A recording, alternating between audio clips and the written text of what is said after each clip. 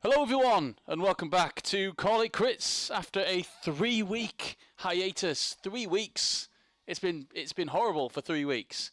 Of course, over the last 3 weeks, I've just been telling the guys just before the stream started that obviously I've been doing loads of planning for these sessions and everything, and I am super prepared for at least the next year's worth of D&D.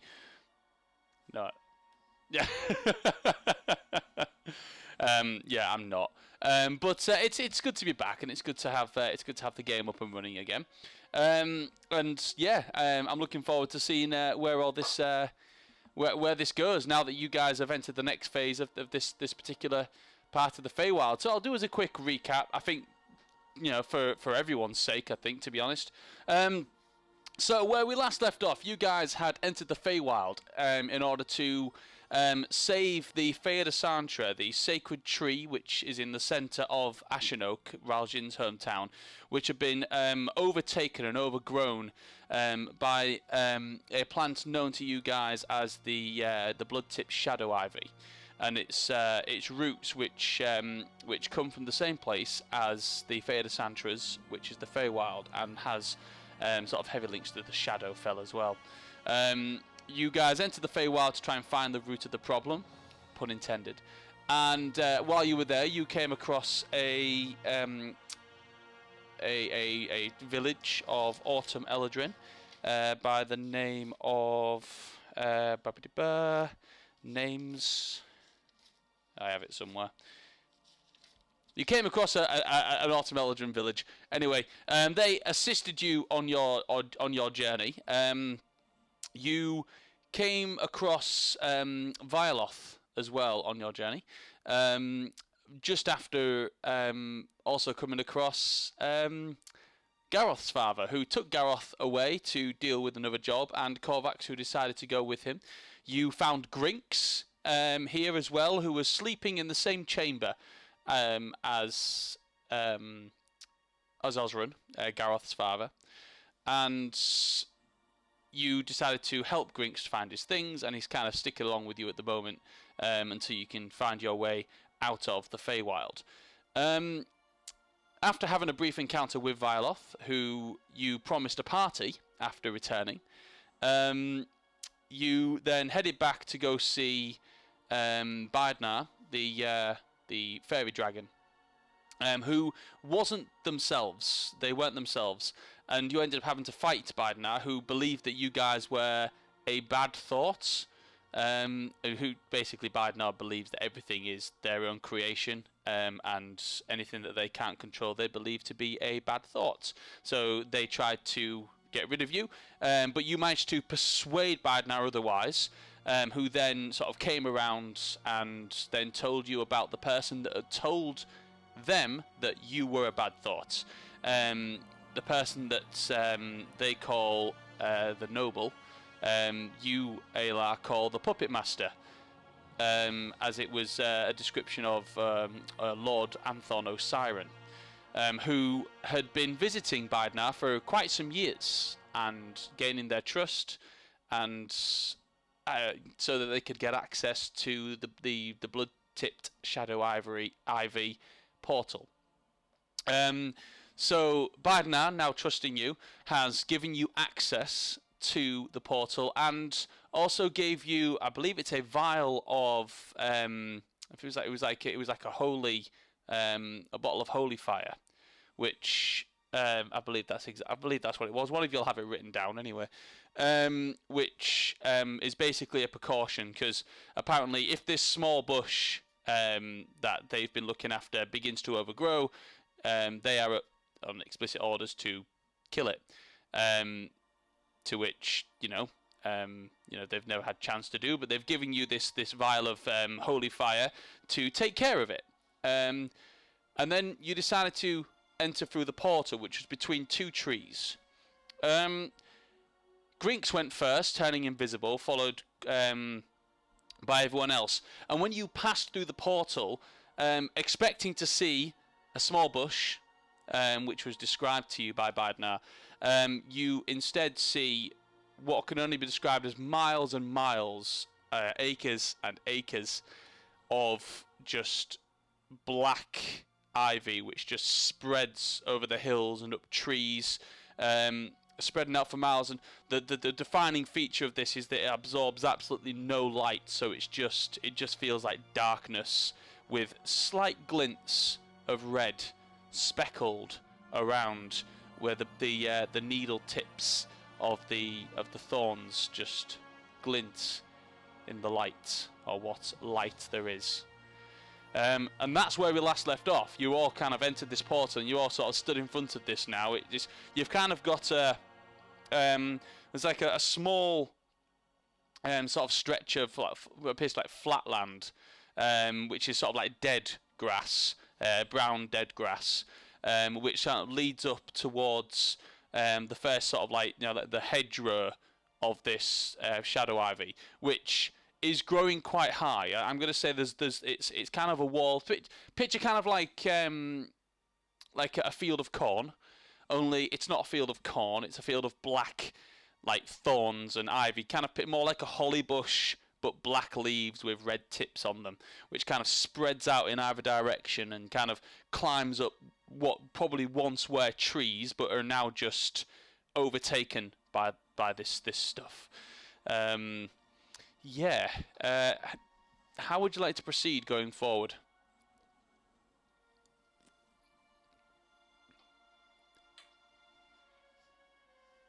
Not that you can see at the moment, but you can give me an investigation roll if you like.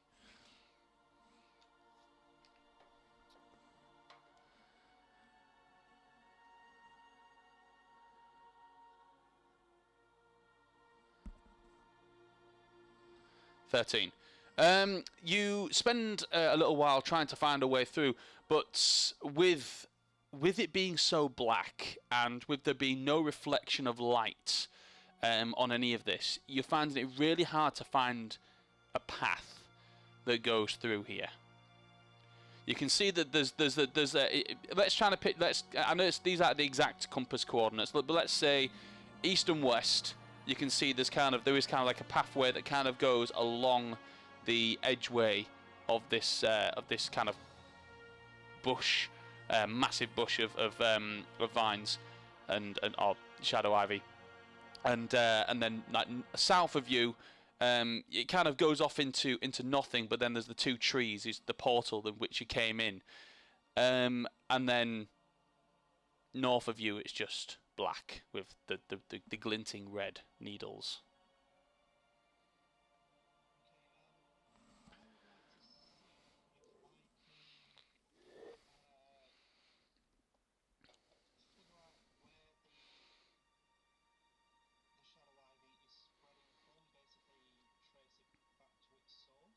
Okay.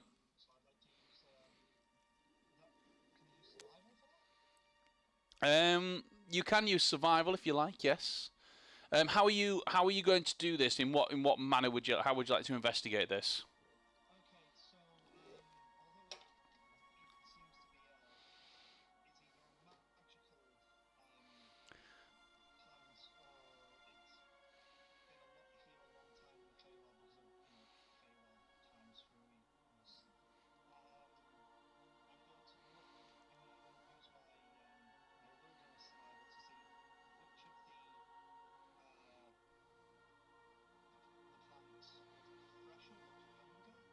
Mm-hmm.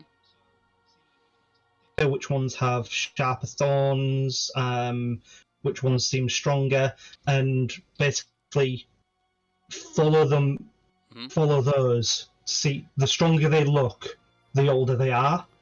Okay. So, yeah. Okay. Could I support with that, but in the way of a nature check, by like assessing how, as Raouzun was saying, like assessing how well they're gripping to peripheral surfaces, and do like a nature check to identify a pattern. Okay. Just to assist with that. Yeah, that's absolutely fine. So you want to roll with advantage then? Is that right? Or do you want to do your own separate? You can do your own separate nature check if you like, whilst Rob does a survival check, or you can assist Raouzun's survival check. Which one would you like to do? I will assist Raouzun's survival check. Okay, so you can roll with advantage, Raouzun. Okay, well, thank God for the advantage, because that was a 2. And that is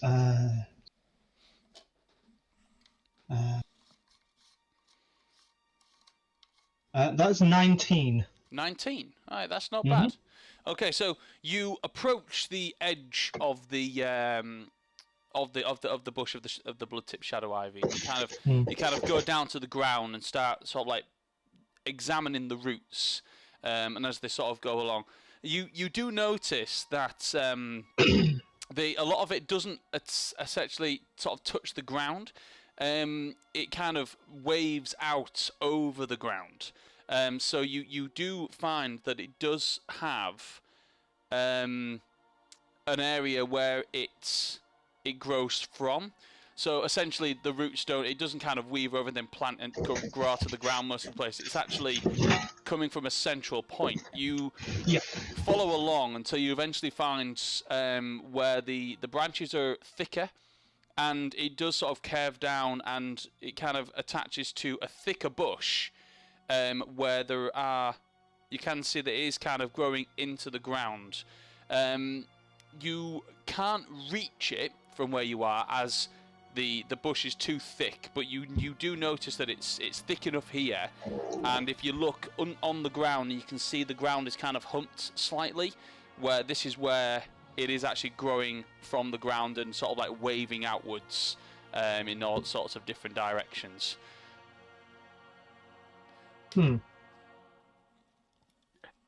Is browsing communicating this back to Morgan? It will be if you're assisting, then you'll be getting the same information. Yeah, you can tell from this. The best information you can tell from this is the strongest part of it.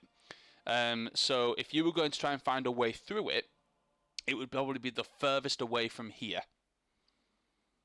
If you catch my drift. So, yes, in that regard, then, I'm just trying to think because I want to do a nature roll of my own, just to ascertain if this plant, if it shares properties with material plants and flora in general, to indicate like health of the plant.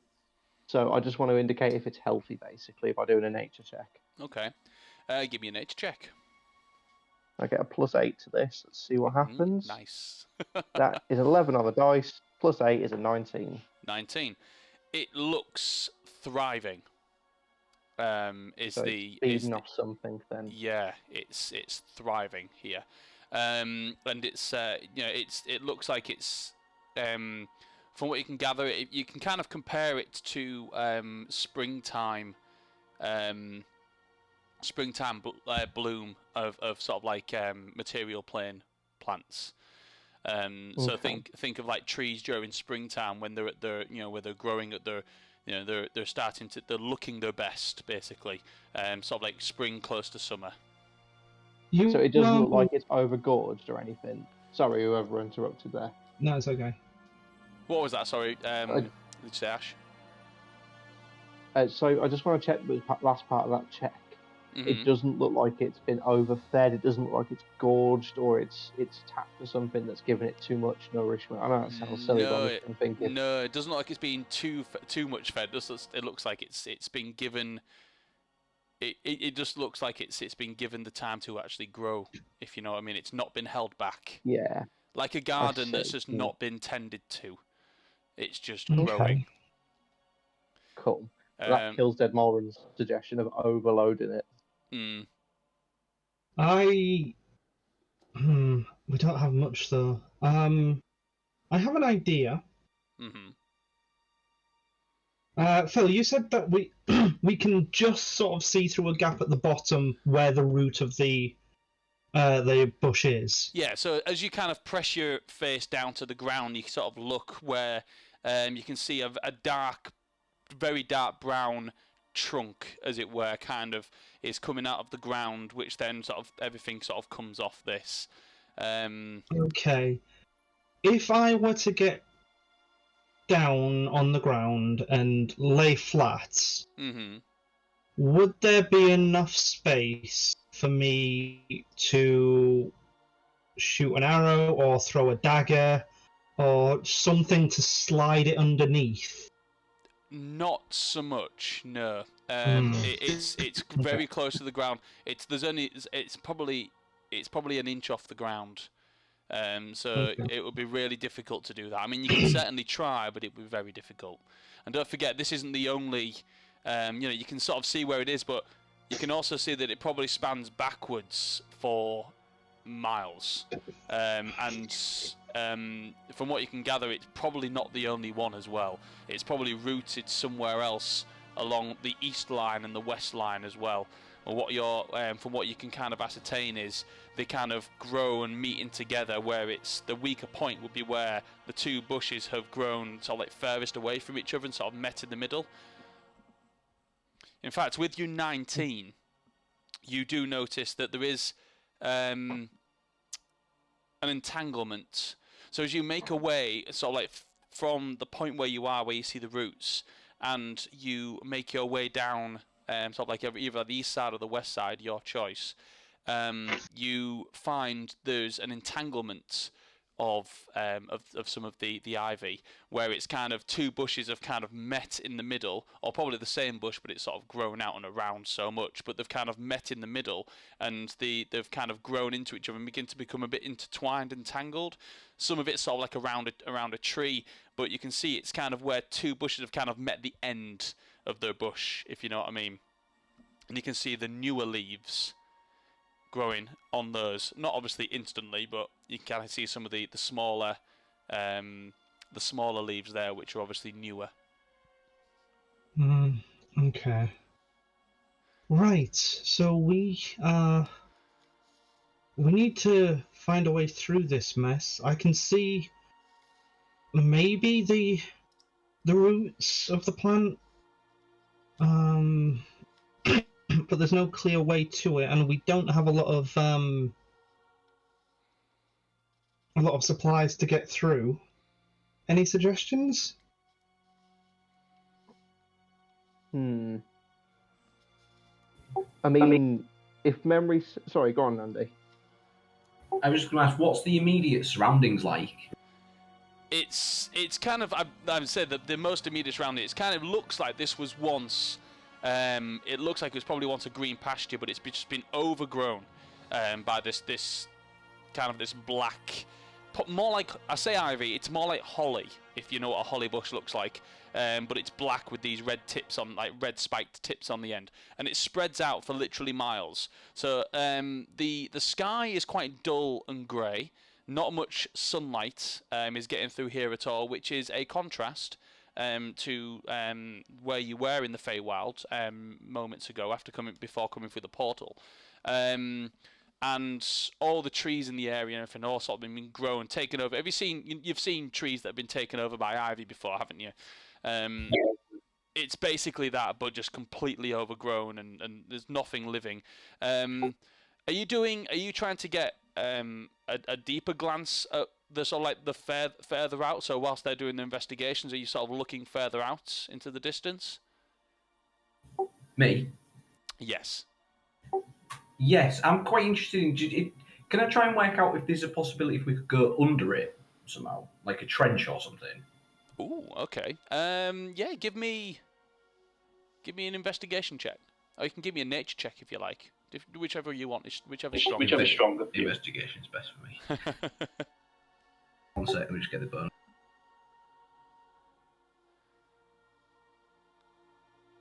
That's unnatural 20. Ooh, very nice. From what you can gather, where you can sort of see where Mulrin and Raljin are sort of like looking, investigating where the entanglement is. And you can see that this is a point where it's the furthest away from the roots, and none of the actual ivy itself goes into the ground. It goes above the ground and grows along the ground, like long vines that sort of come along the ground. But none of it actually is growing through the ground. So you see probably the furthest away from the roots at this point. So to dig a trench would probably not be... It's not the worst idea. Can I alert the others of that and see what do you guys think? A trench isn't a terrible idea, but I'm conscious that due to the nature of how this plant reacts to being attacked or any stimulus, it could overwhelm the trench. But Also, in the same breath, do we shock and awe it? Also worth noting is the jacket was terribly expensive, and Of course, the cost of your jacket is the most important thing here, Jan. There's nothing Yeah. else. And all of the people here could fall, but your jacket will remain eternal and shining. tailors must be plentiful where you're from. I wish. I only wish. I've got a suggestion. You know, we've got. Have we got anything that we can see through that's detachable, or have we got anything light? Is there any of us that are light that can see? What do you mean? Well, basically, we have this box that can go up in the sky, don't we? Oh yes. So, You have the is there a way of you? Yeah. Is there a way of using this box, get it to go high in the sky, and come down safely? to what end? So we can look above this bush and see from a bird's eye view what. Oh, can anyone talk to animals? Yeah. Just Right. to There aren't point any of animals. order, right? Are there any birds around that we can talk to, as in Tweety birds? Give me a perception check. Right. Okay. Can Malrin, can you assist me on this? It's Don't your. you get advantage on them anyway Yeah, I think you do, don't you? Because you've got that sword. from your draconic gift? Oh, your draconic Yeah, gift. Yeah. So you're all right with it. You'd be fine. Well, I say that, but What do you say, Joe? 19. 19. Yeah. You don't see any animals at all. Oh. We're Unfortunately. missing a trick here. There's obviously somewhere a siren manages to get through here. Mhm. There must be something obvious. Not if when he came here, it was just a tiny little bush, like the weird dragon said, and he did something to super fertilize the freaking plant. Possibly. He's I mean, aligned with druids. if I'm looking around the gateway where we came through, and in our immediate area, is there anything that jumps out that is here that shouldn't be here? Anything that looks as though it's from our plane? Give me an investigation roll.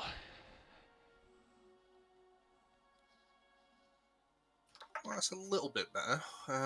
So the investigation is where is that? That is intelligence. So that would be 17. 17. Okay. You just made the check there. You have a look around, and sort of like in this area, and one thing kind of jumps out at you. Something that you know, because the way that the grass is around here, it's very dead. It's not been grown for a long time, so it's kind of crispy underfoot, and brown. And this didn't jump out at you at first because it kind of matched the colour of the grass, but there's a slight sort of like redness that you kind of see. You kind of look down, you pick it up, and on the floor is something very small. It's a cork, and on the cork it's got a similar sort of like symbol to something that you have seen recently. It's kind of a flame with a hoop around it. Do we recognise it? I'm guessing it's the bottle of thingy that the dragon just gave us. That if you have a look at the bottle of holy fire that the dragon's just given you, you notice that this cork matches the cork on the top of that bottle exactly. So the cork will just go floating over to Raujin and just drop into his hand. Okay. You're still invisible, aren't you? Yeah. For 1 hour, maybe. We need to save this liquid holy fire stuff for the roots. How much holy water do we have left? There'll be at haven't least used any 20 of it. bottles. Yeah, we've not used any. I made 25 with the crushed silver I had. And I had Okay. 7 gifted to me. Um, And those were passed out. I don't think Go on, sorry, Raujin. you handed some out, didn't you? So I should have one. far as I know, I believe handed so. them out evenly to everybody, Yeah. and I think Mullen Yeah. still's got his 20. Yeah. Okay. So what I'm going to do is I'm going to take one of my arrows. I'm going to take a bottle of holy water. I'm going to jab the arrowhead in the cork. Mhm. Then I'm going to rope it together. So if you want me to do some sort of check to make sure it's fastened correctly. Okay, yeah, with that, I'm trying to think, it would be... It's an improvised weapon. You're trying to... Yeah.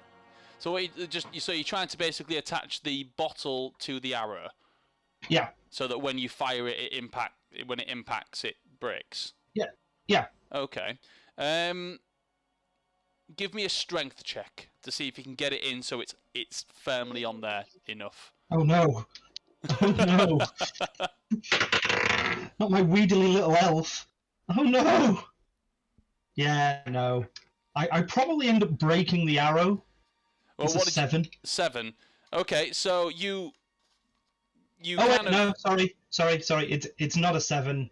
It's a 10 because I do have proficiency in strength. So you kind of get the arrowhead and you kind of put it in. You kind of twist it to kind of put it in, and when you kind of let go of it, it kind of falls a little bit. It's holding on, but it looks wobbly. Yeah, but I did say I also wanted to sort of like fasten it with a rope or a wire or a string or something from my pack. Okay, give me I think in survival to see if you can do that. That's better. Hey, that is better. 13, 16, 17. 17. No, 18. Sorry, 18. So you tie it on as well. It's still got a bit of a wobble to it, but when you let go of it, it's still kind of, it still holds on. Yeah. You do know with your archery proficiency that this will mess with the balance of you firing this, and you are going to have to. It will be an increased difficulty to fire. Yeah, even though you really are, I know you're probably only going to be aiming at an area of this place, but the increased difficulty to fire because of the misbalance on there. But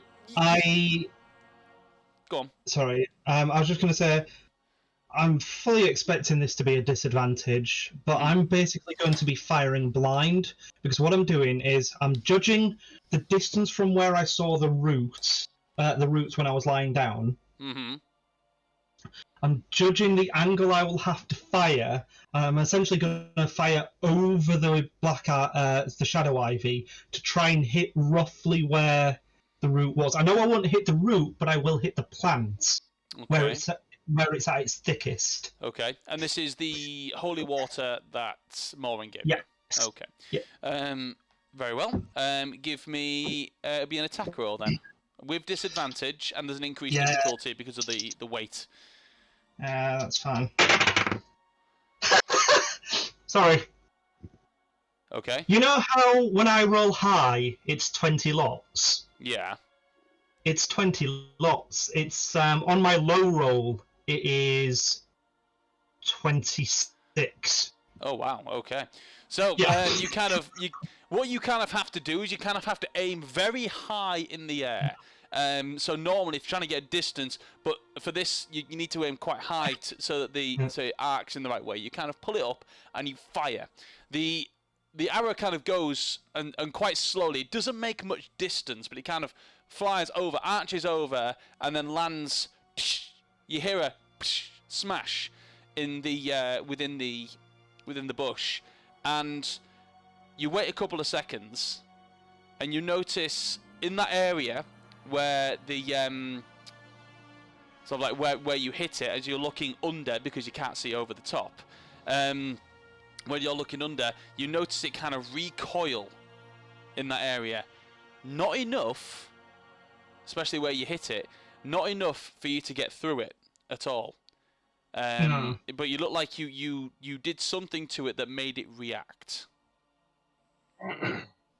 Since this was a cluster, like a cluster from where a lot of it, not all of it, but a lot of it springing out from.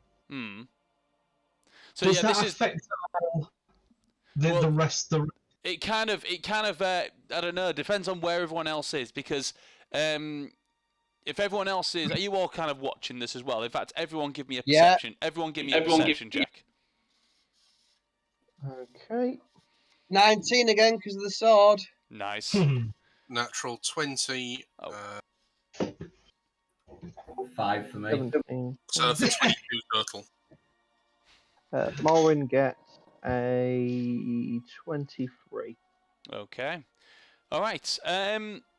Grinks and Molrin, you two definitely noticed this with your high rolls. What did Raljian roll? Oh, sorry, I didn't. Hang on. No, I didn't notice. Oh, okay. So you guys, especially with the above a 20, you notice that the area where there is an entanglement, it tightens, as if the ivy is recoiling, and obviously because it's intertwined with the other ivy, it's as it's recoiling, it kind of pulls. Some of it kind of snaps free and kind of flings, and some of it just kind of tugs and kind of breaks slightly. Not enough to create an opening where you are at the moment, but it does react to the holy water, which you have seen before from when you made your way through the Shadow Ivy at the Fea de Santra.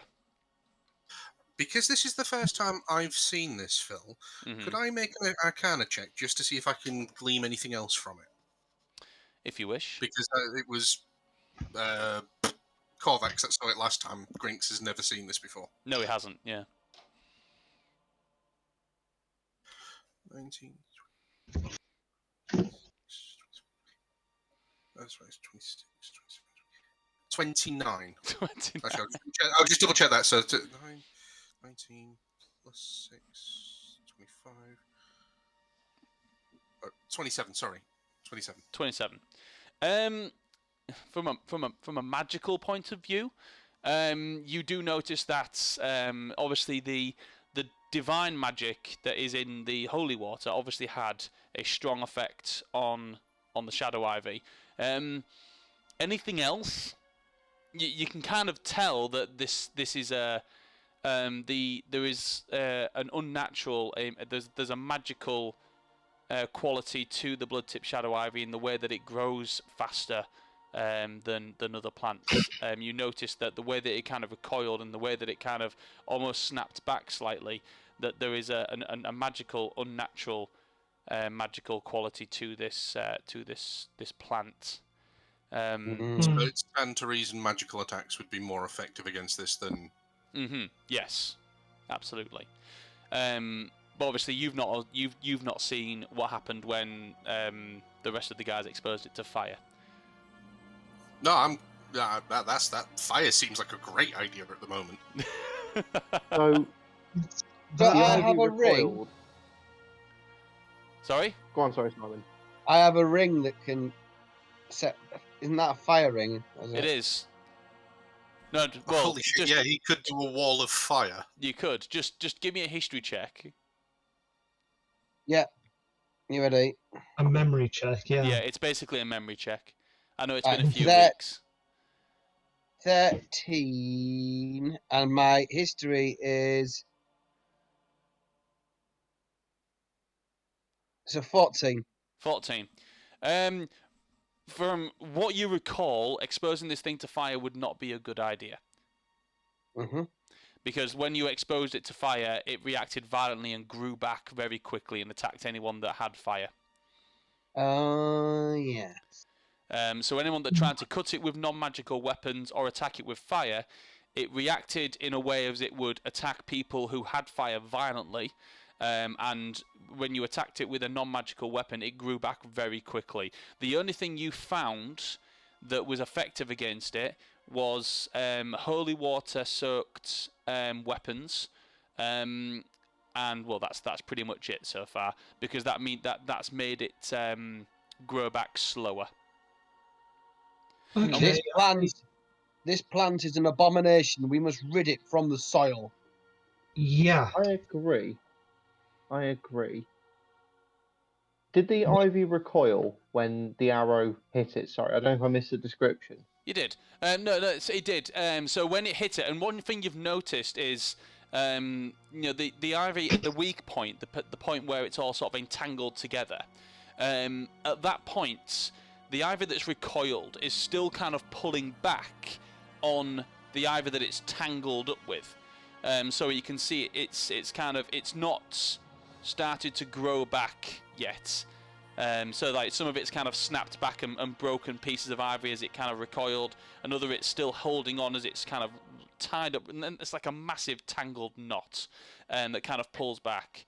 You can kind of hear it going, kind of pulling against. You can hear a creaking sound as it's pulling against itself.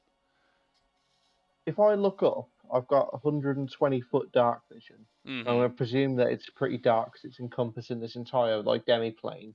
Uh-huh. Is it clear that the vines are leaving this plane, and that would be fair to assume that they're spilling into the material plane from this cavern?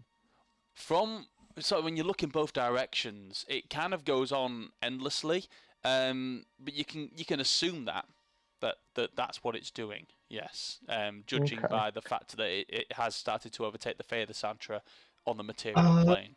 I have an idea, guys, but it's going to be a bit well, maybe not, actually. Maybe I didn't need to use the whole bottle, but maybe I did. You may be onto the same idea I have, Rouse. Continue. The Shadow Ivy on this side seems to be weakened, but the Shadow Ivy on that side is stronger. So if Aylar and myself use holy arrows to hit it at the roots, it'll open up a pathway for us. Agreed. I also want to test if the roots are exposed. What happens if they are hit directly with a radiant damage, the direct form? Ooh. Now, It would require a concentrated amount of firing upon, and also it may incur plant-based wrath. However, we are not unfamiliar to incurring wrath. So, Jan, do you have any spells that can protect us if we need to make a quick exit? Jan. Yes. Grinks, can you run fast? I suppose, but I'm a bit hard to see at the moment. Actually, Phil, can I do a quick thing? Can I take my hand and just kind of hold it towards the ivy and see if it reacts to my presence? Because I'm invisible? You hold your hands out towards the ivy, it doesn't react to your presence. Everyone, you've all been kind of stood near it. Ralston's got pretty close to it. It's not reacted to you, any of you. It's not tried to go in for you. Is there any way that I can kind of flow through this at all? Or is it a completely solid bush? It's a very solid bush. It's. And you say it goes all the way down to the ground? Oh, sorry, hang on. Sorry, Grinks, go. So there's nothing at the ground. I can't commando crawl underneath this or anything along those lines. There's it's a couple of inches off the ground. It varies from place to place, but there's no more than a couple of inches off the ground. So you'd find it difficult to crawl under. Okay. This week on D&D gardening. What were you saying, Maureen?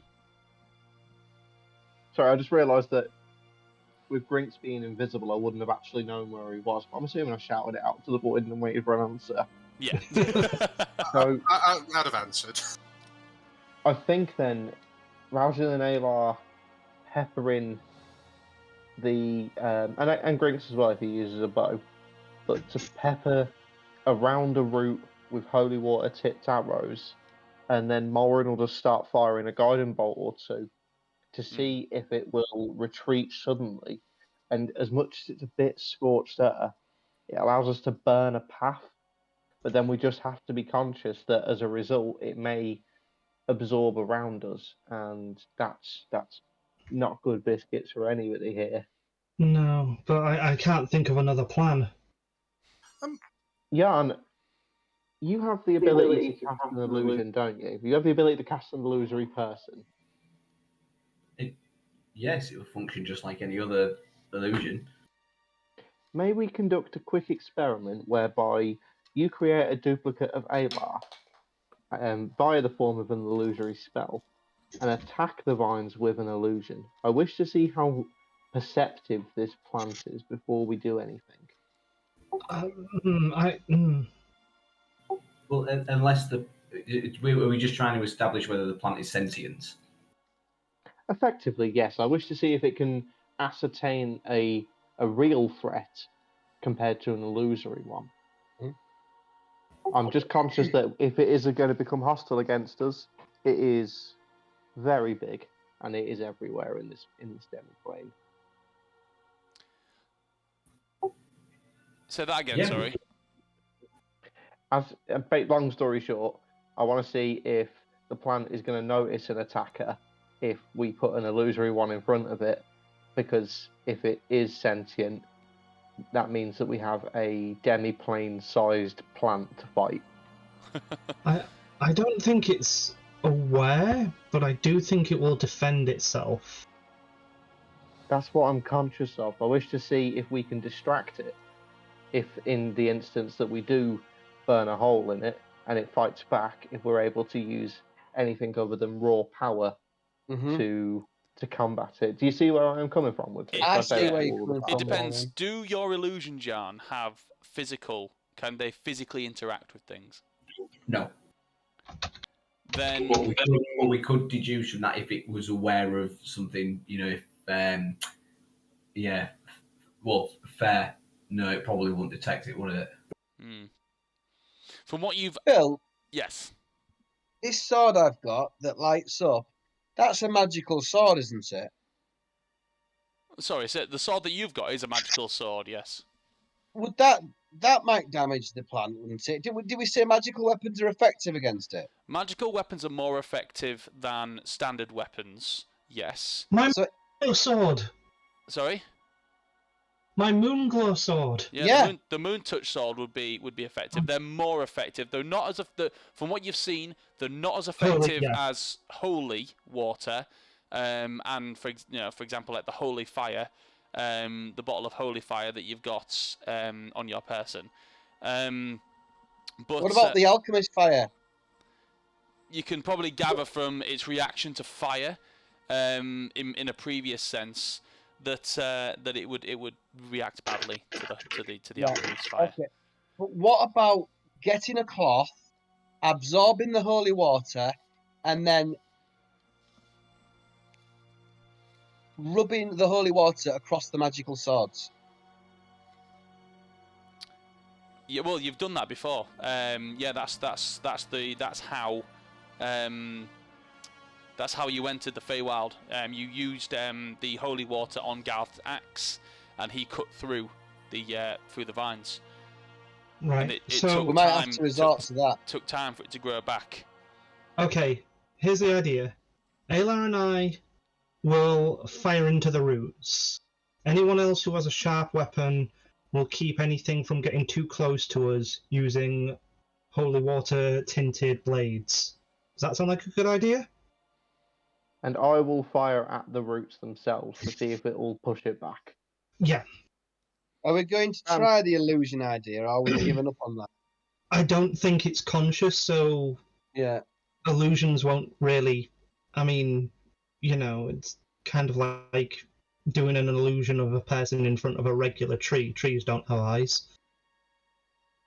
Yeah, and Do trees have eyes? Rangers are truly perceptive. Trees indeed don't have eyes. Morin says this as he starts cracking these knuckles. Feels like it's been a long time since I've used my magic. Sorry, guys. Some druids can talk to trees. So yeah, sorry. What's the plan? So I'm being distracted by Jay on Messenger, asking me to do things. So Raljin and Aylar will fire holy water tipped arrows at different points on the vines. Morin will fire a guiding bolt and other radiant damage spells at the roots. Mm-hmm. And then I believe Yarn and Grinks will aid to keep the vines away from basically a perimeter around us as we do this. Okay. So, all right. So you're wanting me to drop drop invisibility, because the second I attack, it's gone. The second If the that's second you we can attack change. anything, you'll drop invisibility. Right, just for everybody to be aware, I'm activating the Iron Stone. Okay. The Iron Stone of Protection, I believe. So it's now Yeah. vroom, vroom, Ow, vroom ow, ow, around your head. Yeah. Back of my head, ow. Okay. So, in this coordinated attack, so 2 of you are attacking the roots on either side. Is that correct? Okay, so With give me a holy vial of water holy on the water, and I'll dip my poison tip dagger in it. My dagger of venom in it. Yeah. Okay. So you put your dagger of venom into the holy water, ready to attack. 2 of you are attacking holy water attack arrows on either side. There's quite a distance, so the way sort of the roots are growing, there's probably about 60 feet either side of where they meet in the middle. So you're gonna have to stand sort of back to attack it, and then sort of run in the way that this kind of works. So you're gonna have to tell me a marching order at this point. So who's attacking with the arrows? Is that Alar and Raljin?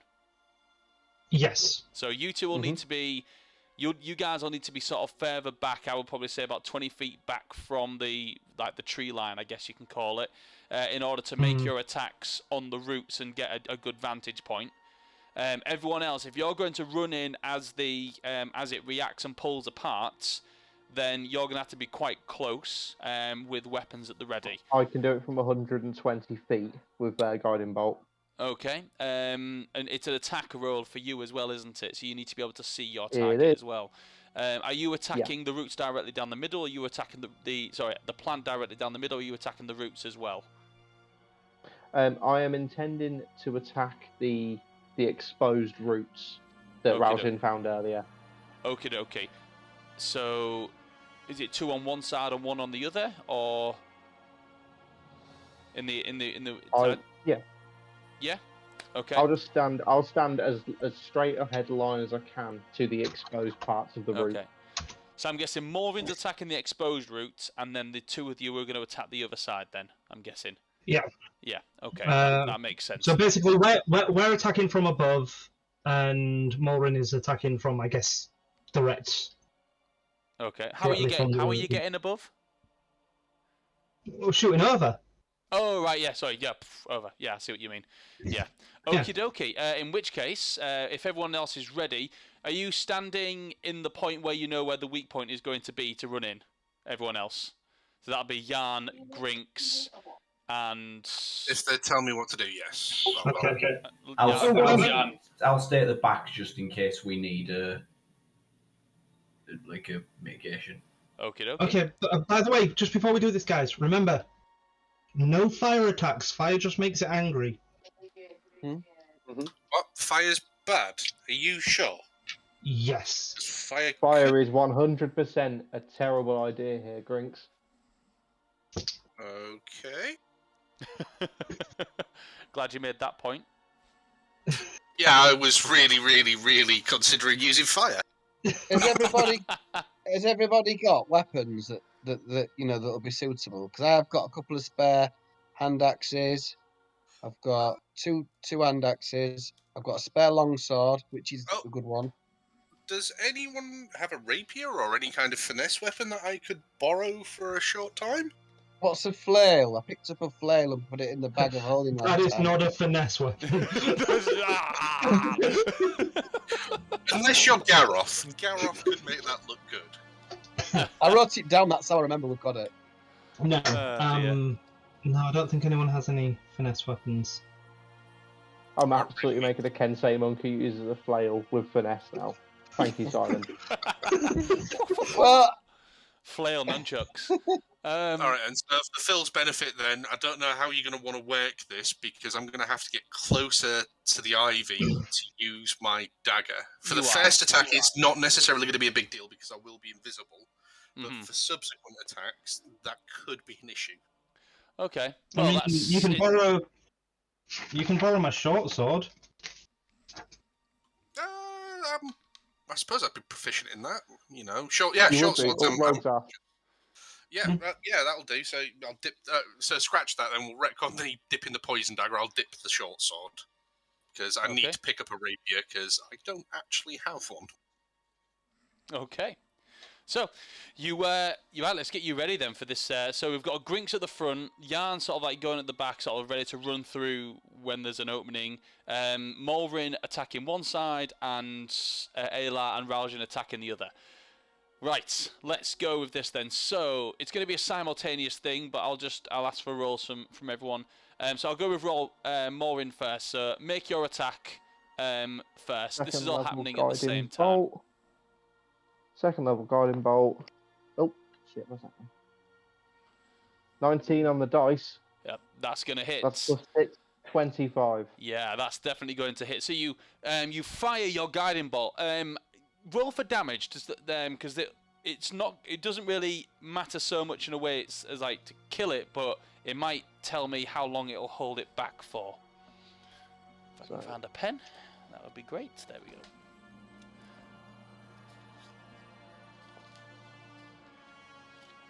That is 18 points of radiant damage. 18 points. Okay, that's good. That is... Yeah. I'm not going to tell you how long, but I've got it written down. Right, so that one, and at the same time, I would like Ayla and Raljan to fire your bows at the other side, please. Right, as I've done it before, do I still have the disadvantage, or will I know how to compensate for it now? I'll say with this one you don't have to roll with disadvantage, but Ayla will, because he's not done it with this. It's still an increased difficulty though, but you don't have to roll with disadvantage. But Ayla, you do have to roll with disadvantage. Uh-oh. Okay. So I rolled a 3. Add 9 is not going to be enough, so I got 12. Okay. What was yours, Raljan? 26 again. Okay. So Raljan, you've done this before, and you've kind of compensated for the weight. You kind of lift it and you fire off. It flies up into the air, flies down, and smashes. Ayla, as you do it, you kind of pull it back. You don't manage to get the weight right, so as you hit it, it goes up, and then hits the floor right in front of the bush and smashes. You notice the where it hits, which is about 5 feet away from the bush itself. It recoils slightly at the presence of as the holy water kind of splashes at it, and it recoils slightly, but not. You didn't get it in the right place, so it didn't really have an effect on what you were trying to do. However, Raljan's did enough. So as it happens, the radiant damage on one side recoils the Shadow Ivy from the middle. It pulls away, and at the same time as Raljan's hits, that one begins to pull away. You hear a as all of the ivy begins to pull away from itself in the middle. It begins to, as it pulls away, it begins to show like a pathway which sort of like goes down the middle. The ivy is recoiling. You can still see some along the floor, which is kind of slithering backwards. It goes back for about, well, more in Mulrin's direction than Raljan's direction. It goes about 20 feet back in Mulrin's direction and about 5 feet back in Raljan's direction, leaving you about a 25-foot walkway, which is kind of tenuous. And it goes on for about 40 feet before it hits before you see another wall of shadow ivy. Grinks, you see this pathway opening up. What would you like to do? If it's clear, I'm just going to hold my attack for if anything starts coming near the short, angry gnome that's just blasted this. Okay. I'm going to be protecting the gnome. Okay. I'll hold my action for that. You hold your action. Nothing's happening thus far. This is round one of all this. Oh, can you just tell me? Sorry, Raljan. Just tell me what damage your bird did to it, please. Right. So you want the actual damage roll? Yeah, I do want this time. Yes. Don't forget, we get 2 attacks, Phil. I mean, you can, but you've only prepared one. You've Oh, only prepared one of the vials. yeah, I see. Yeah. Okay. Well, that's hang on. It's been a while, so I had my dex and my proficiency, don't I? Just your dex to damage. Just my dex? Okay. Yeah, you had your proficiency to attack, but then just your dexterity to damage. Right. So that is 11 points of damage. 11. Yep. Okay. Yeah, I got an 8 on the actual dice, so 9, 10, 11. That's fine. Okay, so so it's holding back at the moment. Grinks, you're holding your action. Jan, is there anything you're doing at this point? Nope, just keeping an eye on the overall situation. Okay, you're keeping an eye on it. That's all right. It seems to be holding back. After a few seconds, you can all see that it's holding back and it's not started to grow back yet. What would you like to do? You are unaware of how much time you've got. I'm just going to be waiting for instructions. I guess we go then. Yeah. Okay, so March! so you're running in. I don't know. Do you want to run in, everyone? So I suggest we move forwards, and Mulroon will fire another guiding bolt at the roots. Okay, so you move forwards. Are you moving your full movement in here, guys? So like, I'm assuming that you're just going to move your full movement. Okay, so hang on. This is how we get crushed by plants. Sorry, guys. TPK. Speak for yourself. Okay. I've got a way out of it. You dick. So you you run on in and you get to what appears to be sort of like another wall of this stuff. So what would you like to do from here? Okay. I would like to see if this new wall of roots has any, again, heavy sort of clusters, which looks like it might be the roots. So I'm going to do what I did last time and search for the roots. Okay, you're going to spend your time doing that. What's everyone else doing? Mulroon will. I will continue to prepare spells and fire at exposed points of the roots to keep pushing everything back. Okay, so I'll come back to you in a moment then. Ilau, what are you doing? I've got my sword out. I've swapped swords, so instead of my +1 damage sword, I'm using the magical sword with the healing, with the holy water rubbed in. I'm going to cut it back with that. Okay, so you're going to spend your action this time preparing, because it's an action to prepare that. So your action this time is to prepare the holy water on your sword. Jan, what are you doing this turn? Still, same thing, just getting ready to cast a protective spell, an illusion, if it needs to be, if we don't make it through. Okie dokie. Right, in which case, Raljin, give me a nature check, please. Oh, sorry, I rolled 2 dice then. I thought I had assistance, but I don't. Not this time. Hang on. Nature check. That is... Where is my nature? There it is. It's not as good. It's 17. Okay. With that, you can ascertain that you are still at the weak points of the bush of shadow ivy, and at both directions, it's sort of almost like it's running it's running parallel down. You can see the roots, so there's still a good sort of 60 feet in their direction, sort of as you look under. So the roots are sort of like, they seem to be running right down, almost like a like a strawberry bush would in a line. Almost if it's been cultivated and made in a line, as if it's been allowed to grow in a long line. So you can still see it's that on both sides, 60 feet in either direction. Mulroon, give me an attack roll. 2 seconds. Sorry, just went to grab water or cushion. Give me a sec. It's all right. That's what we like to see. An 18 on the dice. 18 on the dice 24. definitely hits. You can use another second level spell slot.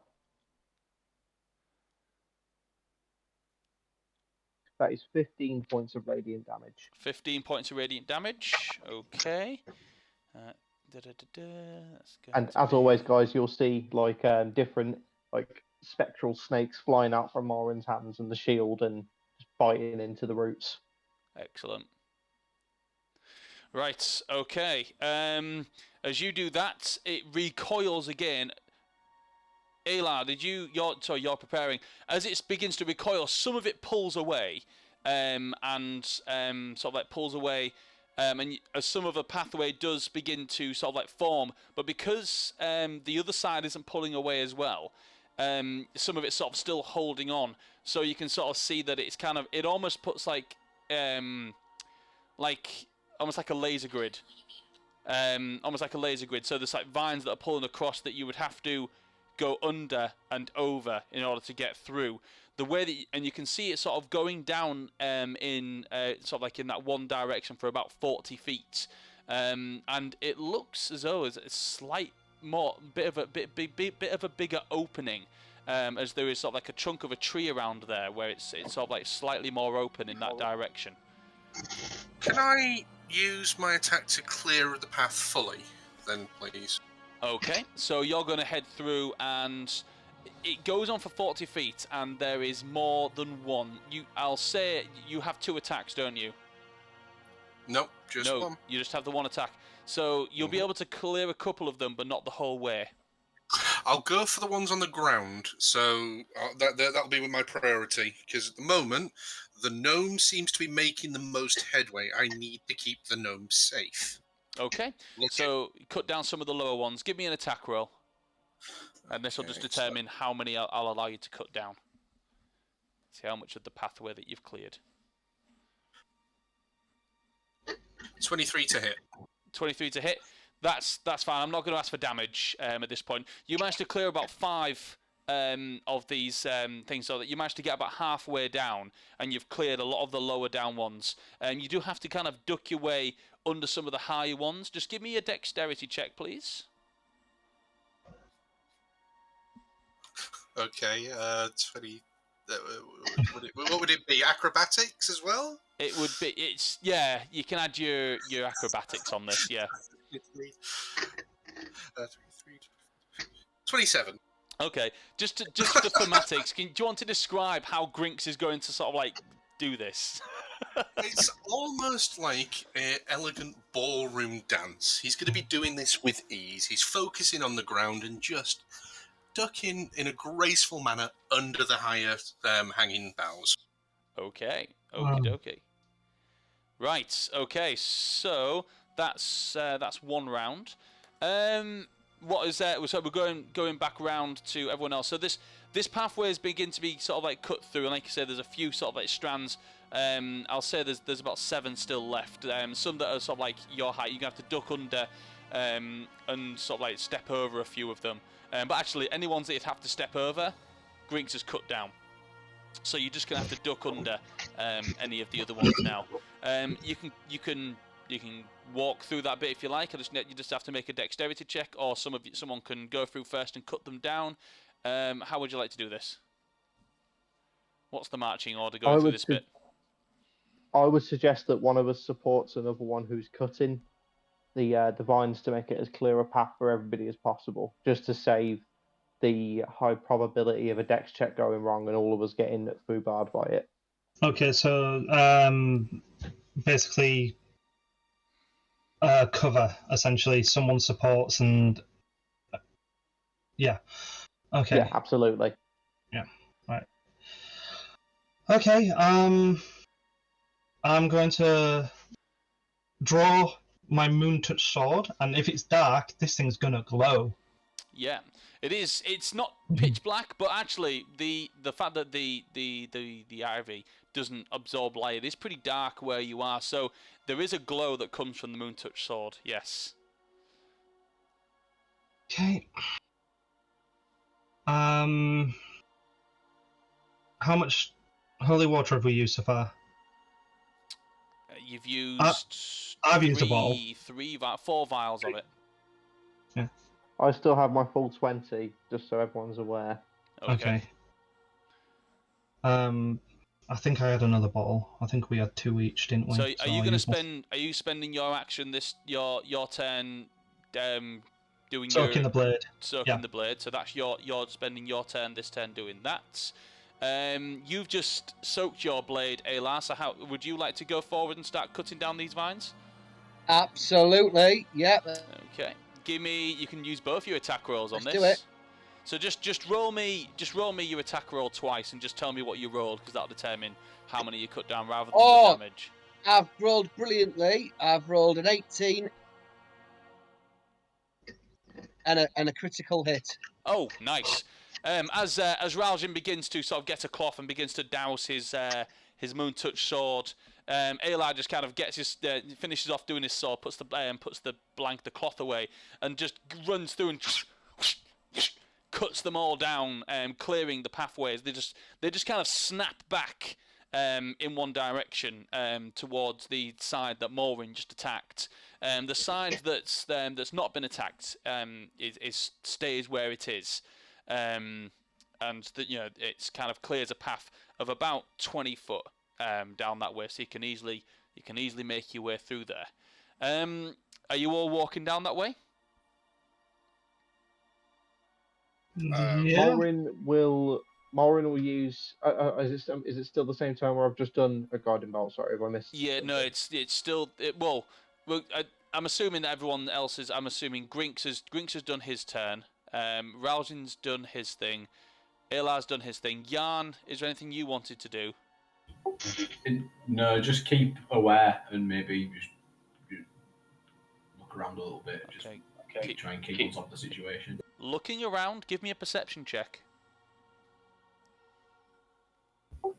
9. 9. Oh, no, sorry, I read it wrong. It's 11. Okay. All right. Okay. Nope. You keep going. As you're looking around, you're staying alert and watching to see if anything's there. You keep pushing forward. You get to, as you all sort of move forward through the pathway that Aylar has cleared out for you. You find yourself in a larger open area, almost like there's a break in the bush itself. It's almost like it's been cut out. It's almost like a perfect circle. The tree that's the tree that centers this doesn't have any ivy on it. But you do notice, in fact, would anyone like to? Well, what would you like to do while you're in this area? Actually, there's a tree in the center of this, and it's almost like a perfect circle. I'll say probably a diameter of about 20 foot. So you've got like a 40-foot circle going all the way around in this particular area. Okay. Go on, sorry, Rob. Go on. No, I was going to say the same thing. You can do it. I'll assist. I would like to look at the vines and see if there's anything that's damaged them, like if they're frayed or if they're cauterized, anything like that, to show why they are the way they are, why it won't touch it. Okay, you're looking specifically at the vines around the edge then, so give me a nature check. Am I doing this with advantage? Sorry, Rob, did you say? Actually, you're not doing what I thought you were doing, so no, I would like to do a separate check, if that's all right. Okay. I'll Yeah, let absolutely. Maureen go first then. Oh, What's that? hold on. So that's my happy face. Oh. But that is a natural 20, Oh, sweet. if anyone can see it. So that's a 28. 28. Okay. As you get into this area, you can you notice around the edges that from what you actually suspect, the vines themselves appear to have been chopped, but then almost like almost like a cauterization. There's almost like burned at the edges that sort of goes all the way around this to create this circle. You also notice on the ground where it's all been sort of cut back to, there's a line of salt that goes all the way around. It's really hard to tell that there's a line of salt, but because you rolled a natural 20, you can tell that the ground here has been salted. The grass is just not growing here, whereas it's kind of like dead grass in most places. It's just not growing here. And the only way that you can tell that something, the only thing that would actually cause that, to your knowledge, would be salting the land, which has actually been caused here. So a circle of salt has been put around this area. Raljin, what were you investigating? The tree, I'm assuming. Yes. So Yes. give me a nature check on the tree. Okay. It's not the best. 15. 15.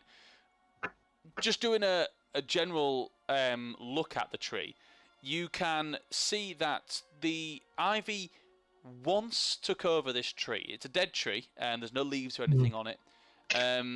It's a dead tree, just branches. But you can sort of see, do you know where when you'll have pulled ivy off something, it leaves kind of like a trail on it? You can see those trails on it that sort of snake around and things, but the ivy isn't there. And you can actually see what appear to be chop marks on it as well, where the ivy has been chopped off and pulled away from this tree, almost as if to create a safe space within here. That's all you notice on the tree. Quick thing, Molwyn, would you be making everybody aware of the salt ring?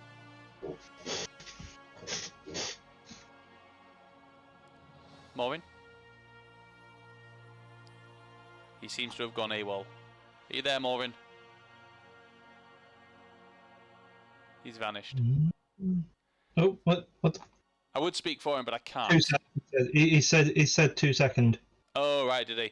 Well, tell you what we'll do, actually. As you enter this area, I was going to do this anyway. As you get into this particular area, what we'll do is we'll take a quick break and we'll come back to it, and we'll move on from there. Is that all right, guys? Yeah. Yeah. Okay, so we'll take a 10-minute break. We'll come back at about 8 o'clock, a little bit later than normal, but you had to figure out how to get through. So, yeah, we'll take a 10-minute break and we'll come back at 8 o'clock. All right? Okay. All right, see you soon, guys. Grab yourself T and P. Break time. See you in 10.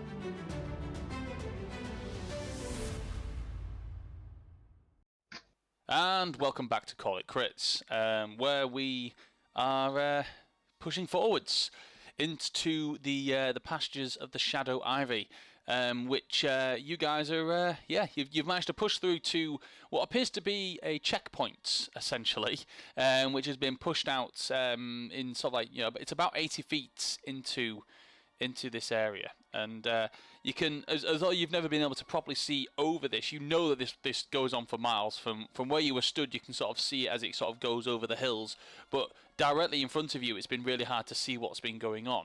Whereas now you're sort of pushing forward, and you've entered it's almost like a bubble. It's about 40 foot circle. It goes around, and in the centre, there's a tree, a dead tree, which has been which is just almost, it's almost like it creates this marker here in the middle. You don't know who's created this marker, but what you do know is that the shadow ivy around the edges of this marker have been cauterized with some sort of fire. You can't imagine it being standard fire because you know what that does to the stuff. And you also see that the ground appears to have been salted, that thanks to Morin's very high roll on his nature check to investigate that. So now that you're in this area, what would you like to do? I think Jay had something in mind. Yeah, didn't Molin tell us about the salt circle? Yes, Morin would have told you about the salt circle. You notice that Morin's tone is like he's informative, but he's also quite obviously upset. He is a passionate student of nature, alongside his worship of Shekinah, which you don't know yet, actually, Brinks. But either way, yeah, he is quite sorrowful, but he advises that the earth has been salted, and it appears from all intents and purposes to be safe where we are. Okay, so now you've told us that, what I'm going to do is I'm going to pop Detect Magic, Phil. Mm-hmm. I can see through 3 foot of soil or wood, and I'm going to inspect the salt markings and the tree to see if there's anything that would give us a clue as to how to proceed. Okay, you cast on Detect Magic, and I'm assuming you're looking at it with Detect Magic on to try and see if you can see anything magical. You get glows from the people that you're with, various magical items on their bodies, but inspecting the area itself, you don't see anything particularly magical about this. It seems to be in a very natural way to actually, everything here is very natural, in a very twisted kind of way. I mean, if that's specifically what you're doing, if you want to look further into that, I'll allow you to give me an investigation check to see if you can then have a look at how you might want to proceed.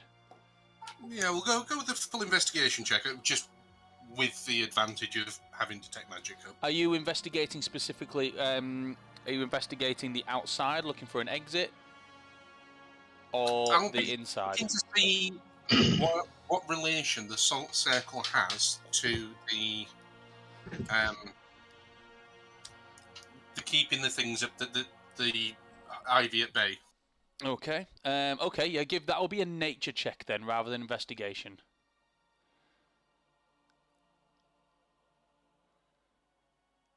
I mean, I'm a city elf, but it's 19 on die. Nature is intelligence, so would I add my intelligence to that as well? Yeah, you would. Yeah. 23. Oh, right. Okay. As you sort of investigate the salt circle, you can tell that it's not specifically for keeping the ivy at bay from like growing into it. That's what the cauterization is for. It appears to be more to do with anything that could grow into it, like the roots that might grow into it. The salting of the earth kind of salts the ground, so that if anything tries to creep its way into this area, it can't. So this circle, you can quite safely say that the ground and the walls, that not the shadow ivy is not entering this circle. All right, I'll reiterate that to everybody else then. Okay. Can we? I know it's probably going to be a no, and I'm happy to roll even if it is a no. But can we tell how much further we have to go to get to the source of the ivy?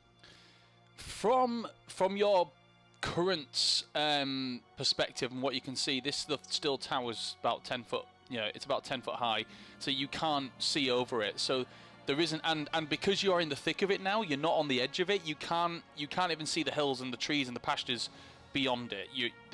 Everything that surrounds you now is shadow ivy. So there's no way that you can determine that, I'm afraid. So it would be unfair for me to make you roll, because from this you wouldn't be able to tell. Okay. It's very high up. If you were able to get some sort of vantage point, if you're able to get above it and have a look, then the tree. The tree does ascend higher than the shadow ivy. Okay, guess I'll go climb a tree. Give me it's athletics to climb. Thank you. If I do it showboaty, can I have acrobatics instead? No, it's still athletics to climb. God damn it. Fair enough. Because why would you be showboating in this situation anyway? Especially so I can use acrobatics. It's not the best. It's 14. 14. It's not. I mean, you managed to climb the tree. It's not the hardest task to climb a tree. It's you managed to pick a couple of branches. You managed to grab hold and it down snap, but you managed to kind of pull yourself back. You get yourself onto the thicker branches, and sort of pull yourself up to the top. You're a good 15 foot off the ground by the time you climbing. You're not all the way up the tree. It's quite a big tree. You're able to see and look above the ivy line, I guess, the shadow ivy, and see sort of in the distance. Give me a perception check, as it's very black. As you're looking out, it's almost like I've described it before, almost like a midnight sky with red stars, with the glints of the blood-tipped needles. But give me a perception check to see if you can spot anything in the middle of that.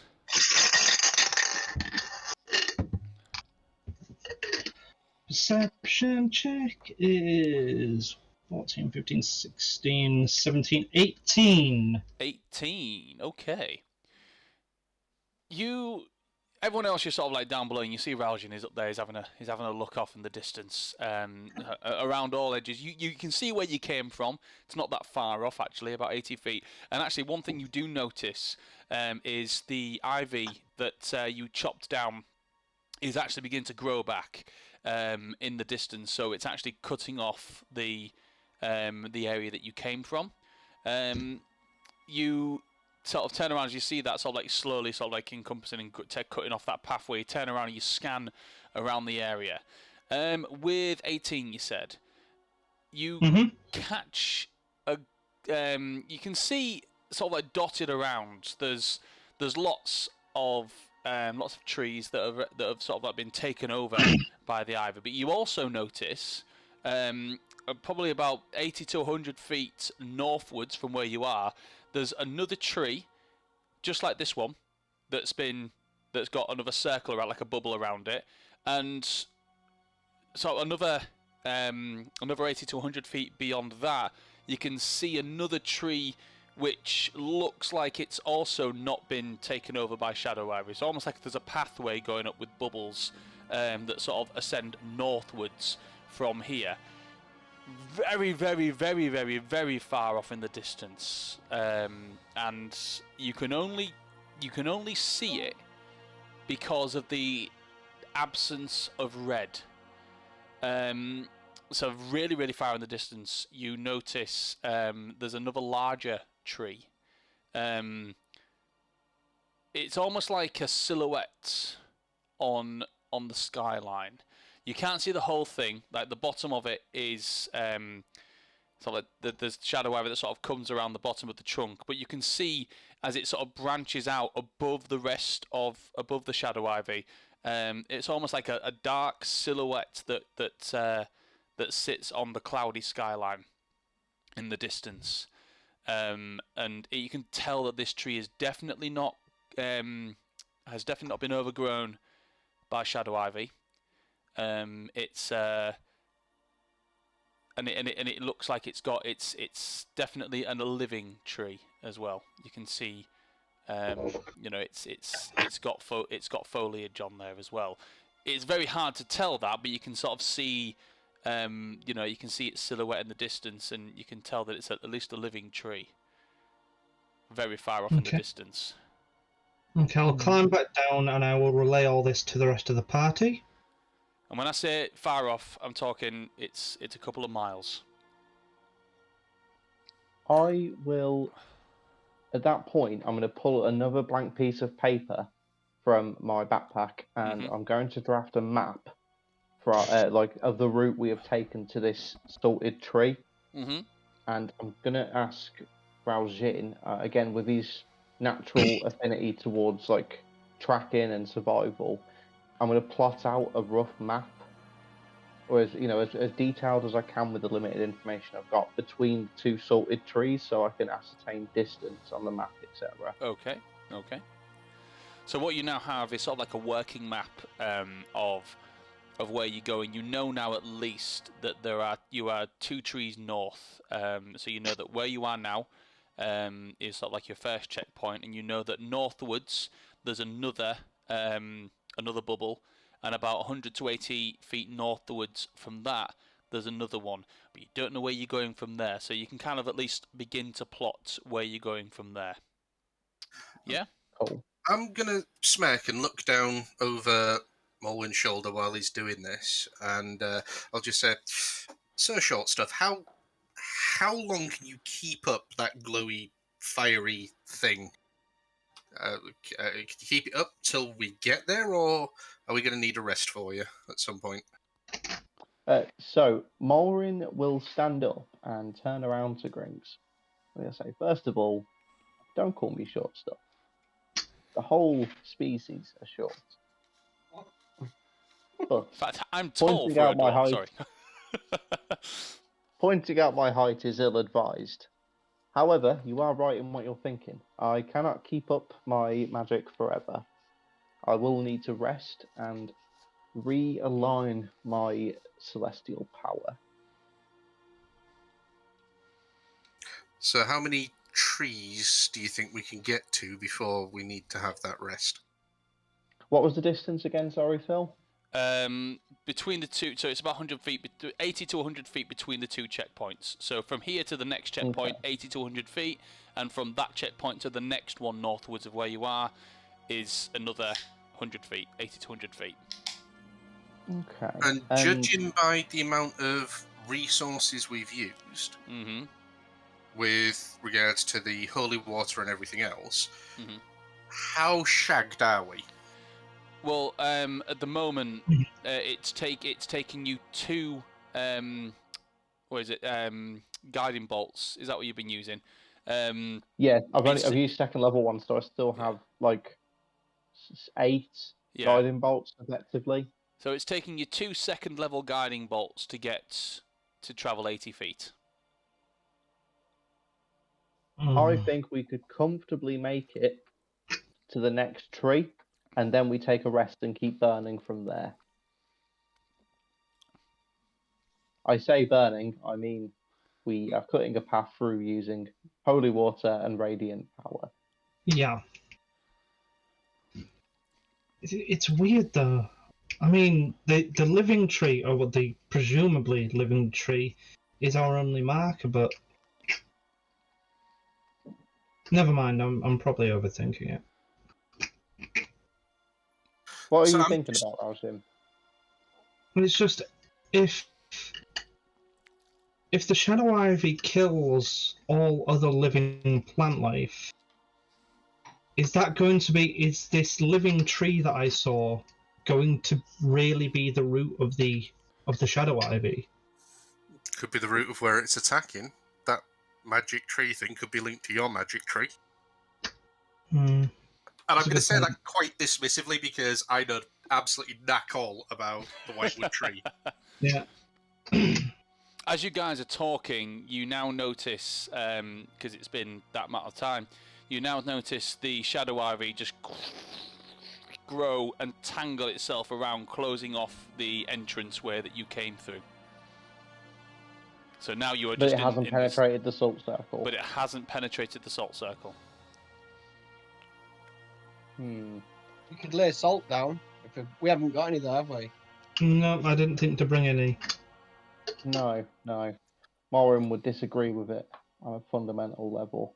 However, do we have a spell that could do something of that ilk? Shall we, Grinks is right. Should we maybe save your spell slots for, the holy spells? Absolutely, yes. I will be able to. So Morin takes stock of his ability. I could maybe do 8 more of these before I need to sleep. Okay. Well, I'd really like to press on, but it's up to the rest of you guys if you want to keep going. Well, we can get to the next tree and then take a break and then, do 2 or 3 trees at a time and then rest again. I mean, judging by that kind of pathway, Phil, how long will it take us to get to where we need to be? To get a couple of miles, and at the rate that you're moving, it's probably going to take you. It's probably going to take you about a few hours to get to where you're going. So you're looking the end of the day to get to that destination, if your pathway is true north. Can we not just go around this? Walk around it? No. From what you could gather from your investigations, there was no way around.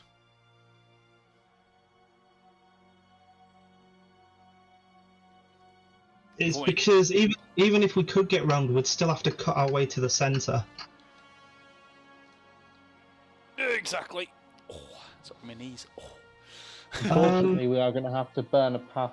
Again, Morin says, not literally, metaphorically. We are going to need to continuously cut a path through this. Okay. I'll swing the short sword a couple of times and I'll use the rest of the vial that I had on this blade then. Okay. So you've been given some holy water, so you're going to douse your put your blade in the holy water, so you can take a bit of time doing that. So does everyone else do anything to prepare here? Jan, may I offer you some of these vials and my dagger? Mayhaps if we have a system to efficiently re-anoint the weapons of the more martial members of the party, we could clear through this with a bit more speed. How can we do that? You're thinking of Jan being our weapons master. We hand him our weapons that we're not using, so he can swap them out. That is what I was thinking. If Jan was comfortable with anointing the weapon, I trust he's dexterous enough to apply the holy water. That works for me, yep. Okay. It makes us more efficient in that regard. That's all I am thinking. Apologies, Jan, if you feel like I'm using you like a workhorse. No, that makes sense. That makes perfect sense. So in attacking and moving, you are essentially able to move 30 feet per round, which is slightly better than using your magic. No, sorry, not slightly. Just slightly worse than using your magic. You're moving a little bit slower, but you'll still be making headway. Phil, can I have a time? I'll still be using my magic. Oh, sorry, go on. Sorry, Jay. I'd still be using my magic. It's just so that Grinks, Alar, and Raojin can all have their swords re-anointed as quickly as possible so that they can continue to swing and stuff. Yeah. And I'll Just still remember, be using Guiding Bolt at tactical points. once you anoint, once you use holy water on a weapon, it lasts an hour. Oh, my apologies. I thought it had a certain amount of like swing uses. No, before you can re-anoint still. it, as it were. Yeah, Oh, it's okay. still Yeah, got an I hour thought of use. it was like poison. You dip it and then it's gone after a little while. No. Oh no, you can- in that case then I wouldn't have re-anointed because it would have been fine. Yeah, it should be fine. Yeah, sorry, I do apologise for that. So Okay, it will last an hour. Let's get moving, shall we? And a time check. Has it been 8 hours since I've woke up yet? No, not yet. How long have I got? Because you guys haven't had a long rest yet, have you? No. Since I then. think so. We haven't even had a short rest. No. So you went straight from there, and you went straight from straight from Violoth to Bardnar, and battled Bardnar, and you haven't rested since then. So Well, actually, should we rest here then? you are actually, you do feel safe in knowing that the Shadow Ivy is not going to creep its way through. I'm more concerned, has it been 8 hours yet, Phil? No, it's not been 8 hours yet. I think Not yet. it would be wise for us to rest if we need to. Because come to think of it, I reset my character sheet because I thought we'd had a long rest before doing this. No, you haven't. No. So, as a result, I'm probably out of spell slots, realistically. Okay, yeah. Well, I guess let's take a break. Okay. Are we having a short rest or a long rest? Hang on a minute. If we have a rest here, won't it all regrow? No. It's already regrown. We're fine. It's, regrown behind us, but not in not in this area, so we can rest here. Okay. How are you resting with? Are you having watch out? So you're having someone being a lookout, or are you just resting? I've got something I need to do for an hour. An hour? Is that how long it takes you? Well, gotta do it right. Okay. You'll get sore. I'll do rest. Yeah, I'll take a watch as well. Yeah. Okay. That's what I'll watch as well. Yeah. So, who's taking first watch? I'll take first watch. Oh, okay. Just remember, the elves are the only ones that only need 4 hours rest. yeah. So you'll Then need a full if 8 hours. So if you take the first one, Morven, you definitely won't get your full rest. That's a valid point. I will go. Actually, Raojin, I'm really fucking tired.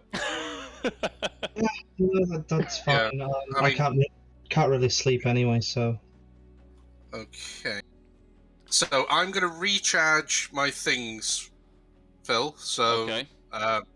So they're back to full, and then I'm going to spend an hour, and I'm going to draw something out on the floor, sit down, rummage through my pack, and start burning some incense. Okay. Are you doing this as first watch, Grinks, or? I'll do this with Raojin. Okay. So Raljin and Grinks taking first watch then. Everyone else, you're gonna get you're gonna start your rest. Is, as per fashion, is Alar and Yarn going to do the next watch, being of elven kind as well? So the second watch, meaning that you guys will have had 4 hours. Yeah, Sorry, will I still recover all my spell slots? You'll if you have your long rest, which as an elf you only need 4 hours. So you can have a long rest at 4 hours. I'm half elf. Yeah, so being of elven kind, you can do that. I'm pretty sure. Well, that's how we've been doing it anyway. Yeah. Whether it is or it isn't. Extends to, I'm pretty sure it extends to half elves as well. But yeah, again, that's, as Phil said, that's what we've been doing, haven't we? Yeah. And if someone doesn't like it, well, tough. So yeah. So we'll take first watch then. So it's the same as the rest of the Feywild. At this time of year, the sun doesn't move. and even though this area is clouded, it doesn't get dark in a sense as the light changes. It's still pretty dim, and being in the middle of this, where there's no light reflection from any of these leaves, it's a strange it's strange how dark it's very dimmish dark. Even dark vision doesn't penetrate the darkness as it is. But you guys, you can still see. It's just very dim. So it doesn't essentially come to night time. It feels like it's just always been dusk. You two are having your watch. So I know that Grinks, you are doing your spell. So Rajan, is there anything you're doing whilst on watch? To be honest, is probably not really paying attention to the watch. He's thinking about home and thinking about how they've just lost Aroth and Korvax. So he's a bit distracted. Okay. All right. So my plan will be is replenish my ring as first point of order. And then You're full of the innuendo, you are. you're choosing to take it this way. I'm meaning this in a literal sense. Oh dear. I love these new drinks with his double entendres. Yeah. The filthy little thing.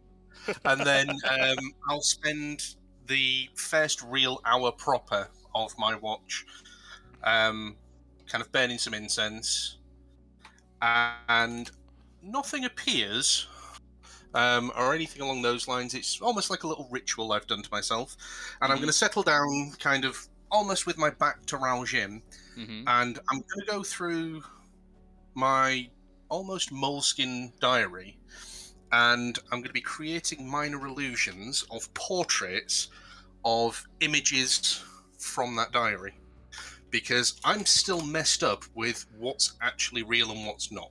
Yeah, even though that spell is essentially broken, it's kind of messed with your mind a little bit, and that's probably more due to the drink than anything. Well, and I will be getting absolutely leathered, Oh. because I know I'm going to have to take a short rest, and I know what that means.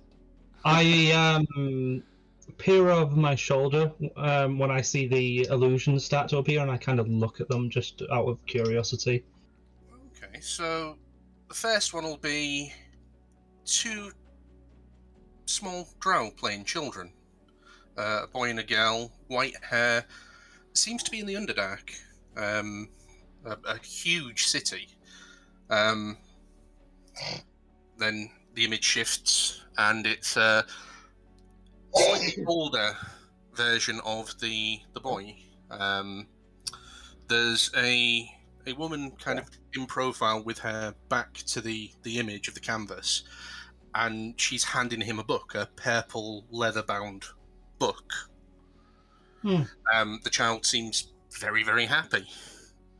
The image shifts again, and it seems to be the boy at a desk with a bunch of other students learning.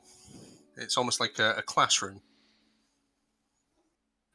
Image shifts again. It's a slightly darker tone in the canvas. It's almost like the old Renaissance masters. It's very, very ominous. It's the child has grown into a man. He's wearing full drow armor, hair white, and it looks to be a military action. He's moving in ranks. Moves again. You see bodies of deep gnomes. Image shifts again. He's in a room holding the helmet. Clearly upset. Image shifts again. It's another match.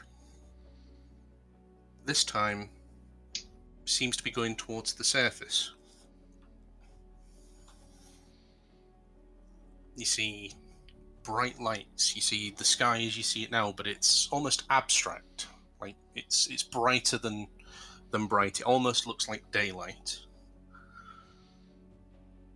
And almost like monsters. They fall upon a human settlement, and it's just image after image of carnage.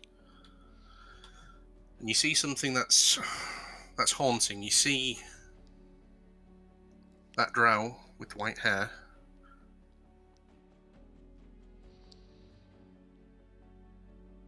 Hmm. He's gone quiet. Has he taken his finger off the button? What happened? Building suspense. Ah! He's definitely building the suspense here. Jay, you've gone quiet. Oh, he's gone. What happened to the drow with the white hair? I love this Griggs character. He's brilliant. He's full of innuendos and then suspense. I think the innuendo is mainly you. I never got the same impression with Garvax. Oh dear. Where did he go? I Oh, think he's- no! Keeping us in suspense. Hey Phil, how do you keep an idiot in suspense? Like that? I'll tell you tomorrow. Ah, oh dear. I'm not concerned where he's gone now. That's he's having a great moment then. And join us next week. Yeah, and yeah, join us next week, guys, when we'll find out about the drow with the white hair. Oh dear. Is I wonder if he's still talking. that would be awful. Hang on, I'm just gonna message him on Messenger. Messenger? Yeah. Yeah. You have disconnected.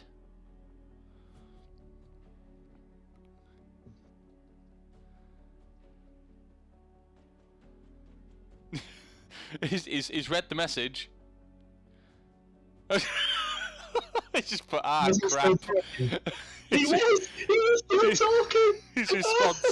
His response, crap. Oh dear.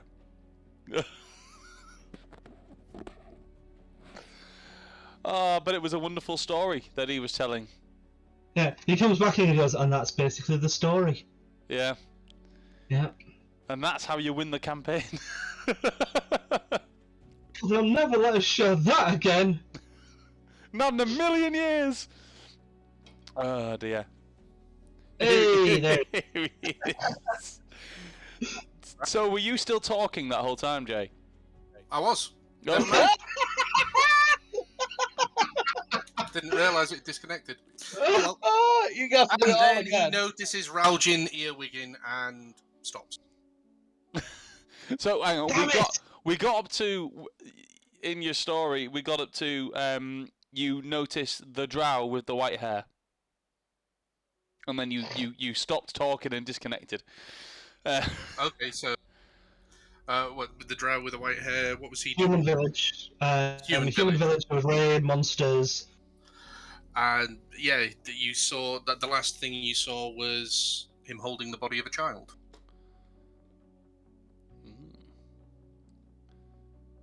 And then he notices Raljin watching and stops. And they just, yeah, the images stop. Raljin does that thing that kids do, where they think if they look away fast enough after they've already been caught, that they won't realise you were looking.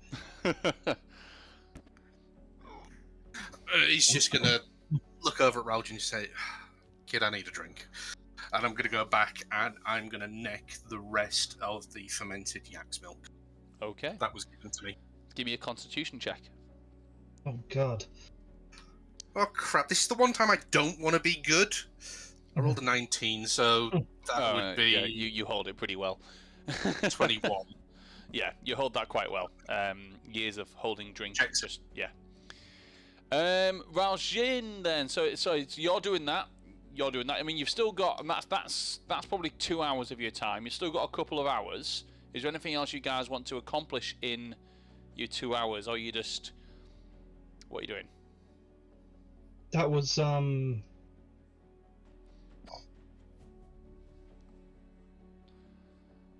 Who was that? He was that a relative of yours? Could be. Vyloth messed with some memories. I'm still working stuff out. Okay. And Phil, if you'll allow me to, can I ask Raoul-Jin for a quick perception check? If you wish, Rajan, give me a perception check. Okay, perception. Haha. 19. Okay, so as I slot my notebook back into my bag, and I take out the axe milk, you notice a purple leather-bound tome in the bag. Okay. I don't push the issue because it's clearly a sore subject for Grinks, but I decide that maybe it's something we can have a chat about when we get back home, Okay. or just later. Okay. So, got a couple more hours. Is there anything you want to do, or are you actually on lookout? Are you still distracted, Raljin? Oh yeah, I'm trying to be on lookout, but I'm feeling pretty safe, and also I'm kind of thoughts running through my head, so not doing a very good job. In which case, you can roll me perception with disadvantage, then, just as you half-assed look. Yeah. It's still not bad. That is 14. 14. Yeah. Okay. Seems to go by. You don't really notice much as you sort of like lean up against the tree. Grinks, are you doing anything? Are you actually actively looking out? But you are slightly inebriated. After that, I'm kind of just lost in my thoughts. But I'm going to look over to Raljin and say, "Do you want to see a trick?" What? And I'm just going to smile, big toothy grin. Do you want to see a magic trick? Sure. I'm going to take the Hat of Disguise off and show him it's empty. I'm going to put it back on my head. I'm going to click my finger over my head, take it off, and there's a raven under the hat. A raven appears in front of you. That looks. Wait. That looks. There's something weird about that raven. I mean, first off, where did it come from? But second, this. It's a raven. Is that a raven? Is that a raven that one of us can talk to that could fly above the treetops and tell us the quickest way to where we're going? You say some weird things in your sleep, Ayla. Yeah. Ella mumbles. I think he's been at the Yak's milk. Oh yeah, you're a braver person than I drinking that stuff. You don't know how long it's been in that bag. It seems to be doing the trick. And I'll kind of hold my hand out, and she bobs onto my hand. And you're right, there is something weird about her. At 30 feet or so, she may pass for a regular raven, but she seems to be made out of shadows. The feathers don't quite have any, I don't know, definition to them. It's almost like somebody who heard about a raven or read about a raven without actually ever seeing one. This is what they would draw. Oh damn, Phil! I've genuinely forgotten. Mm. Oh What? no, she's with us. She's with us. Lynx. Oh yeah, Lynx is with you. Yeah, I couldn't remember if we left her back in Ashenoak or if she's been in the Feywild this whole time. But no, she's with us. She's been with you. Yeah, I've just been counting her as with you. It's fine. Yeah, so it's been 3 weeks, so I don't know where we are. Yeah. Right. Okay. Yeah. Wow. She is. Yeah. It's Nyx. And I'll just kind of gesture for her to go to you, and she'll kind of bob over to your hand. Hey there, girl. Lynx will just look up and go, "Does she talk?" Does she talk? She has her moments. And Phil, I'm turning it over to you. You've got a list on Discord. Feel free. Great. And it's how much you want to drop me in it. Well, for the moment, hang on, I'm going to have to pull up my list. Is it on here? Yes. Yeah, my channel, it's just if you scroll up slightly. Oh, your channel. Da-ba-da-ba. And on there. And where am I? Dum dum dum dum. Is it in general? I don't know. It's under the spells. Oh, I see. I see. Oh yeah. You've given me some key phrases. Is that right? Yep. Okay.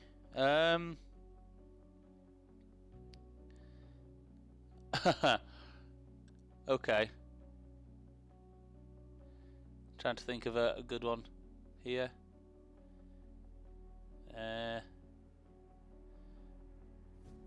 Okay.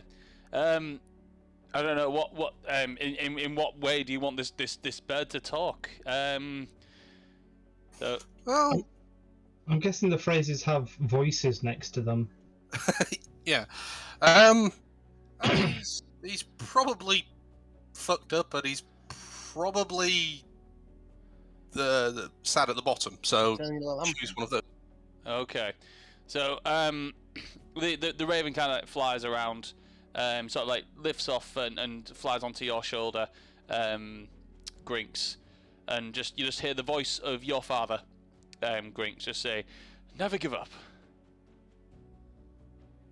Cool. I'll reach into my pocket and hopefully find some pocket bacon. I don't know if it was preserved with me or whether it is manky as shit. But if there's pocket bacon that is serviceable, I will give her some pocket bacon. I stop him and I just take out a bit of bread and hold it out for her. Here.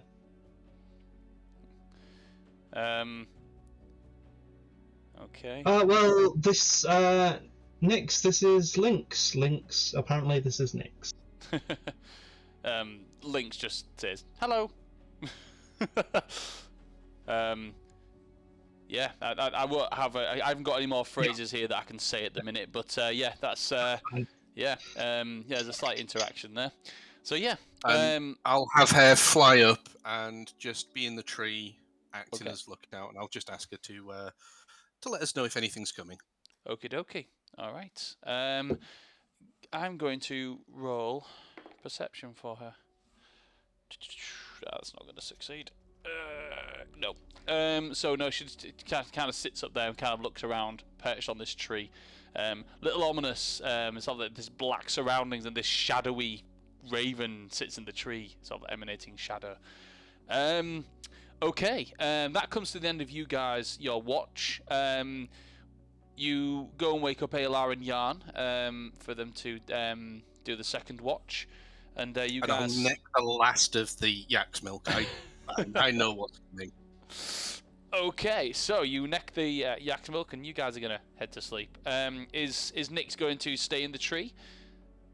Yeah, I'll point her out to the other two and just say, "Don't shoot that." She's a friend. Demon Raven! Fuck! Yeah, I'm glad that you mentioned it. So, Alar and Yarn, you two are awake. You've had your full rest now. So you're you're fine. You've got all your HP back and all your spell slots and everything that you might have lost in previous sessions. Okay. So is there anything you guys would like to accomplish on your 4-hour watch? I'd like to have a look around. I'm not moving. I'm just observing. Okay, so actually doing a watch. So give me perception. Seeing if there's anything to notice, anything changed around. Okay, I'm using the sword. Okay. Yeah. Oh, brilliant! 19. I've rolled loads of 19s today. 19. Excellent. You have rolled lots of 19s. You on your watch. kind of sits and taking the surroundings, and it's kind of got that. It's a really eerie quietness, especially with everybody asleep, apart from Jan, obviously. And as a gentle breeze kind of sort of breezes and blows through the shadow ivy, the rigid leaves do kind of rattle and tap against each other. You hear a sound that's almost like a rattlesnake, like A rattlesnake. sounds like as it brushes around as the wind blows through the shadow ivy, as the needles tap against each other, it kind of makes a rattling sound. With you 19, there's a disruption in that. So you can hear the wind. You can hear the wind making that distinguishing sound, but then you also hear what sounds like more defined rustling, almost like something is moving through the shadow ivy. So you see the you don't see it, you hear it, almost like a. You don't see the shadow ivy move, but you hear it almost being pushed aside. Who am I on watch with? Jan. Jan, I believe I can hear something in the ivy, almost as if it's moving. Can I listen and see if I can hear that? Yeah, give me a perception check. 16 on the die, 1 sec.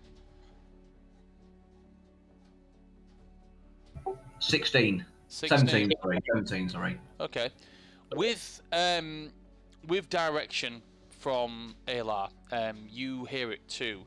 It's a very distinct.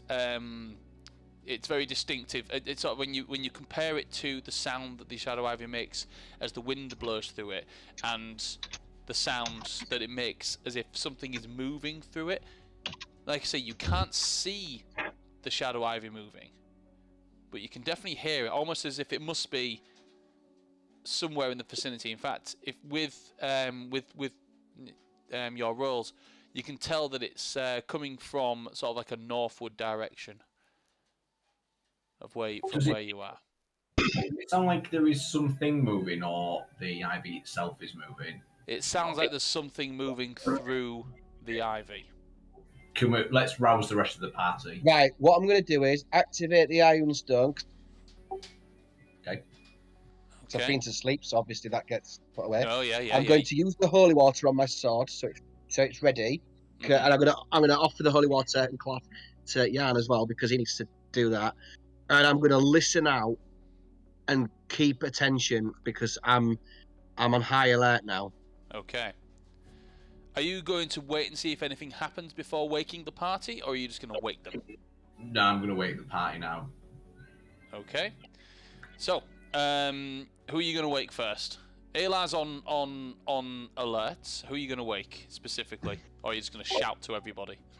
I'm not going to shout, so I'm just going to go to the nearest to me and shake them, try and wake them gently. Okay, choose who you'd like, or I can roll a dice to see who you get. Just logically, whoever's closest. Okay. Rajin, you've been asleep for maybe half an hour, and you are woken by Jan. He's kind of like pushing your shoulder. Algin.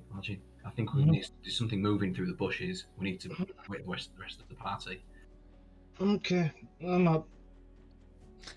You don't feel rested, Rajin. So you've not had your full rest at this point.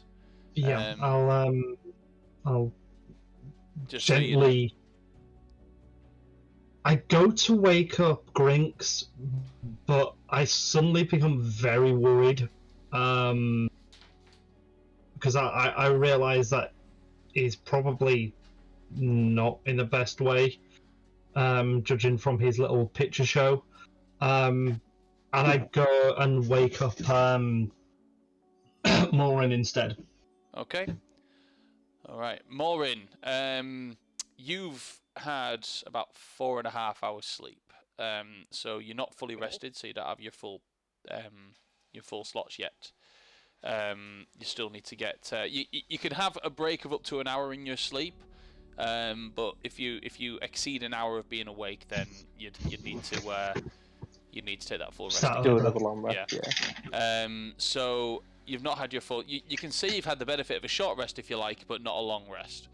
So you're woken up by Raljian. What appears to be the issue, everybody?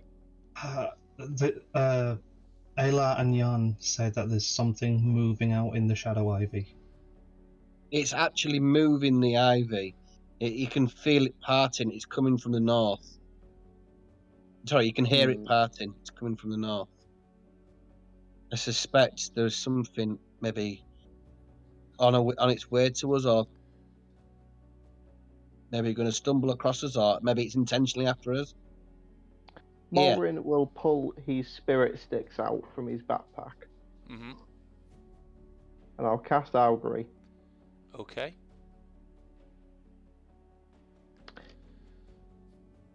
Will we be set upon? I've done the ritual, just thinking for brevity. Yeah. Will we be set upon if we stay in this position? This is hard because obviously wheel means it's a good outcome, woe means it's a bad outcome, and nothing means like it's a not sure. So in this case, you get a wheel. It's a good result to stay in this position.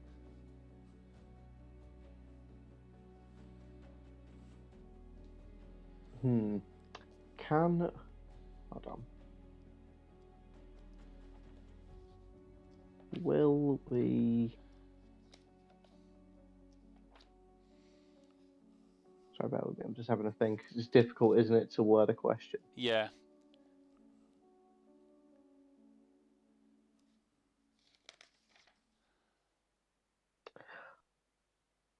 Will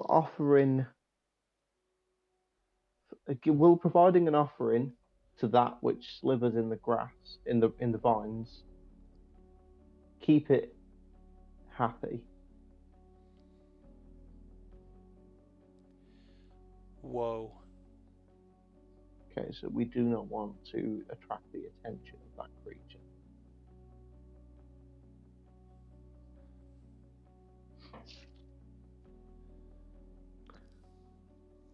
Will we be discovered if we stay here?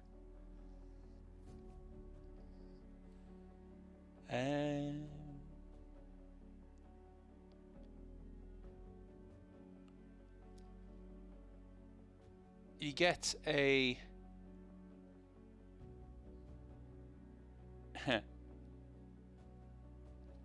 feeling of woe.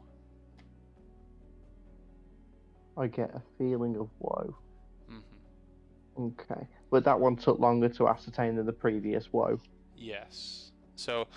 Okay. So from that, you get that you're not going to be, for what you can ascertain, it's not going to attack you if you stay there. But that won't stay. It won't stay like that permanently. It wouldn't be a good idea to offer it anything. And will you be? I think it was. Was it? Will you be discovered if you stay there? That was a feeling of woe. But not as certain as the first instance of getting woe. Okay. I will relay this back to the party, and I will say to them, whatever it is not interested in us. We shouldn't, however, attempt to distract it anymore. You said it's not interested in us. The five-faced queen would not lie to me. Well, one thing you can't be certain of is that you can't be certain that it's not interested in you. You can be certain it's not interested in coming towards you. Okay, so does it know we're here? That was not immediately obvious, but I have been advised against. I spoke in Naga, by the way. I know that I don't think any of you speak. Yeah. So, in that instance, it is not drawn to us, but we should not draw it to us. And I think we can stay here for now. However, I do not believe it wise for us to stay here longer than we need to. Okay. Well, how about this? Aylar and Jan stay on watch, and if there's any sign of it coming towards us, they wake us. They wake us, and we start moving. I will cast alarm, and I will set it at like a point and say, if it comes towards us, Aylar or Jan, kick your foot through this alarm, and it will wake us all. Okay. And with that, Morin will go back to sleep. Okay, so you guys head back to sleep, and yeah, with that, would you guys, could you guys give me another perception check as so both Jan and Ayla, give me another perception check, as you're there. It's almost like keeping an eye on this thing. It's 5 for me. 12 for me. Okay.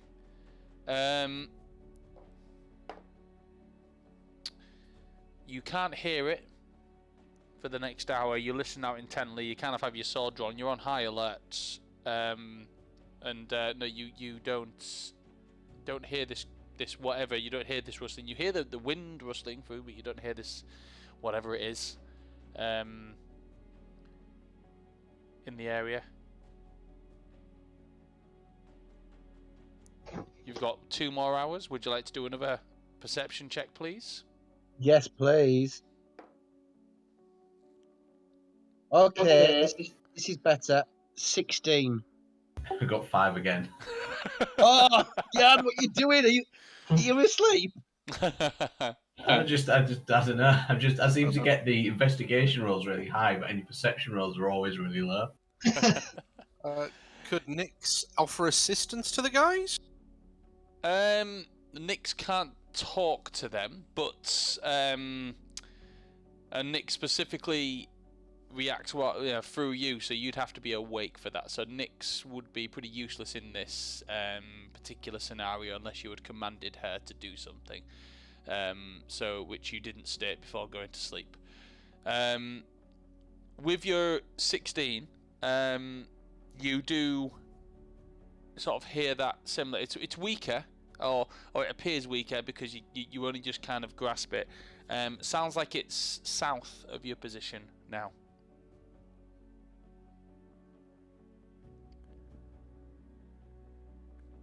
Would you like to roll? Would you like to do one more perception check for your last hour? Yes. Yeah. Come on. Before we do this, I'm gonna make sure Jan's awake. I got 19 this time. Yay! I got 15. 15. Okay. With that, Jan, you hear it. You're attuned to it a little bit more than Aylar. From this time, it's sort of coming from an eastern point. So almost like it was in the north, then you didn't quite hear it, then it was south of you, then it's sort of like on the eastern side of you. But So it's been surrounding us. Seems like that. Seems like it was going around. Encircling us, rather. Yeah, circling you. That's what you can probably ascertain from that. But after listening for that last hour, sounds like it's moving away from you. With that, your 4 hours are up and 8 hours for the people that needed the full, and you guys can wake them up if you like, as it wouldn't be a normal wake up, I guess, because it's a very strange sort of time zone. But you guys can all be awake now and be fully rested. You've got your full HP, your full spell slots, and everything back. You can report your findings to the party if you like. Did you have any notification of it coming closer?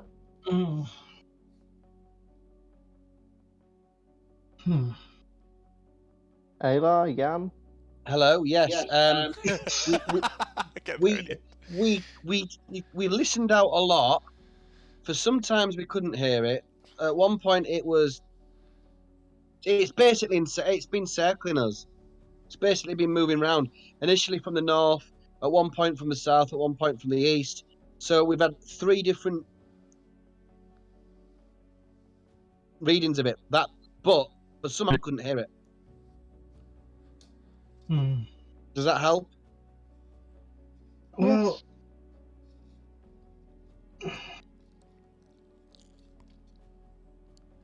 so there's something that hasn't been killed by the Shadow Ivy. It could quite easily just be a creature that is able to survive in such inhospitable conditions. Mm-hmm. I mean, again, the likelihood of it seeking food, you'd think, is high. Mm-hmm. But remember, we are not in the material plane now, or as some refer to it in the Nagato, we are not in Kansas now. He says Kansas with a really long S. Kansas. Thank you, I just couldn't do it.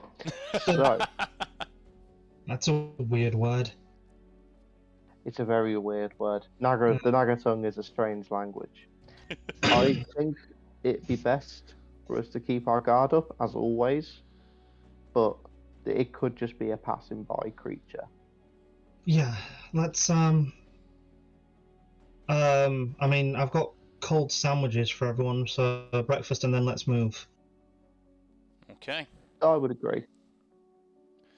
Okay, how would you like to proceed? You all have breakfast. I won't spend too much time dwelling on breakfast. And you... It's the most important meal of the day, Phil. All right, okay. We'll spend the next hour role-playing breakfast. No. Almost like that time that me, Jay, and Rob role-played Burger King in Mike's game. That was hilarious. We did! That was great. We role-played a drive-through. Yes, we did. It was like Mike was all like, sorry, I didn't hear you. We're not faster than that. It was great. Anyway, let's continue with this game. Yeah, after breakfast, how would you like to proceed? The like I said, it's strange because daytime has not shifted. You've had your full rest. It doesn't feel like morning. It doesn't, or it doesn't feel like an opposite time of day to when you went to sleep. It's very strange on the body clock. Let's just call it that. So yeah, how would you like to proceed, guys? What's your plan of action going on from here? You know that you've got 2 bubbles north of you. That's kind of a definite pathway. While everyone's having breakfast, I'll send Nix up. Okay. And I'll, mid-bite of a sandwich, I'll look through her eyes and I'll see if I can spot big and slithery. Okay. So, she flies up into the air to get a good aerial view, I imagine. How high would you like her to fly? What's your full range on your familiar that you can see through her? 2 seconds, I'll tell you. First time I've done this, so...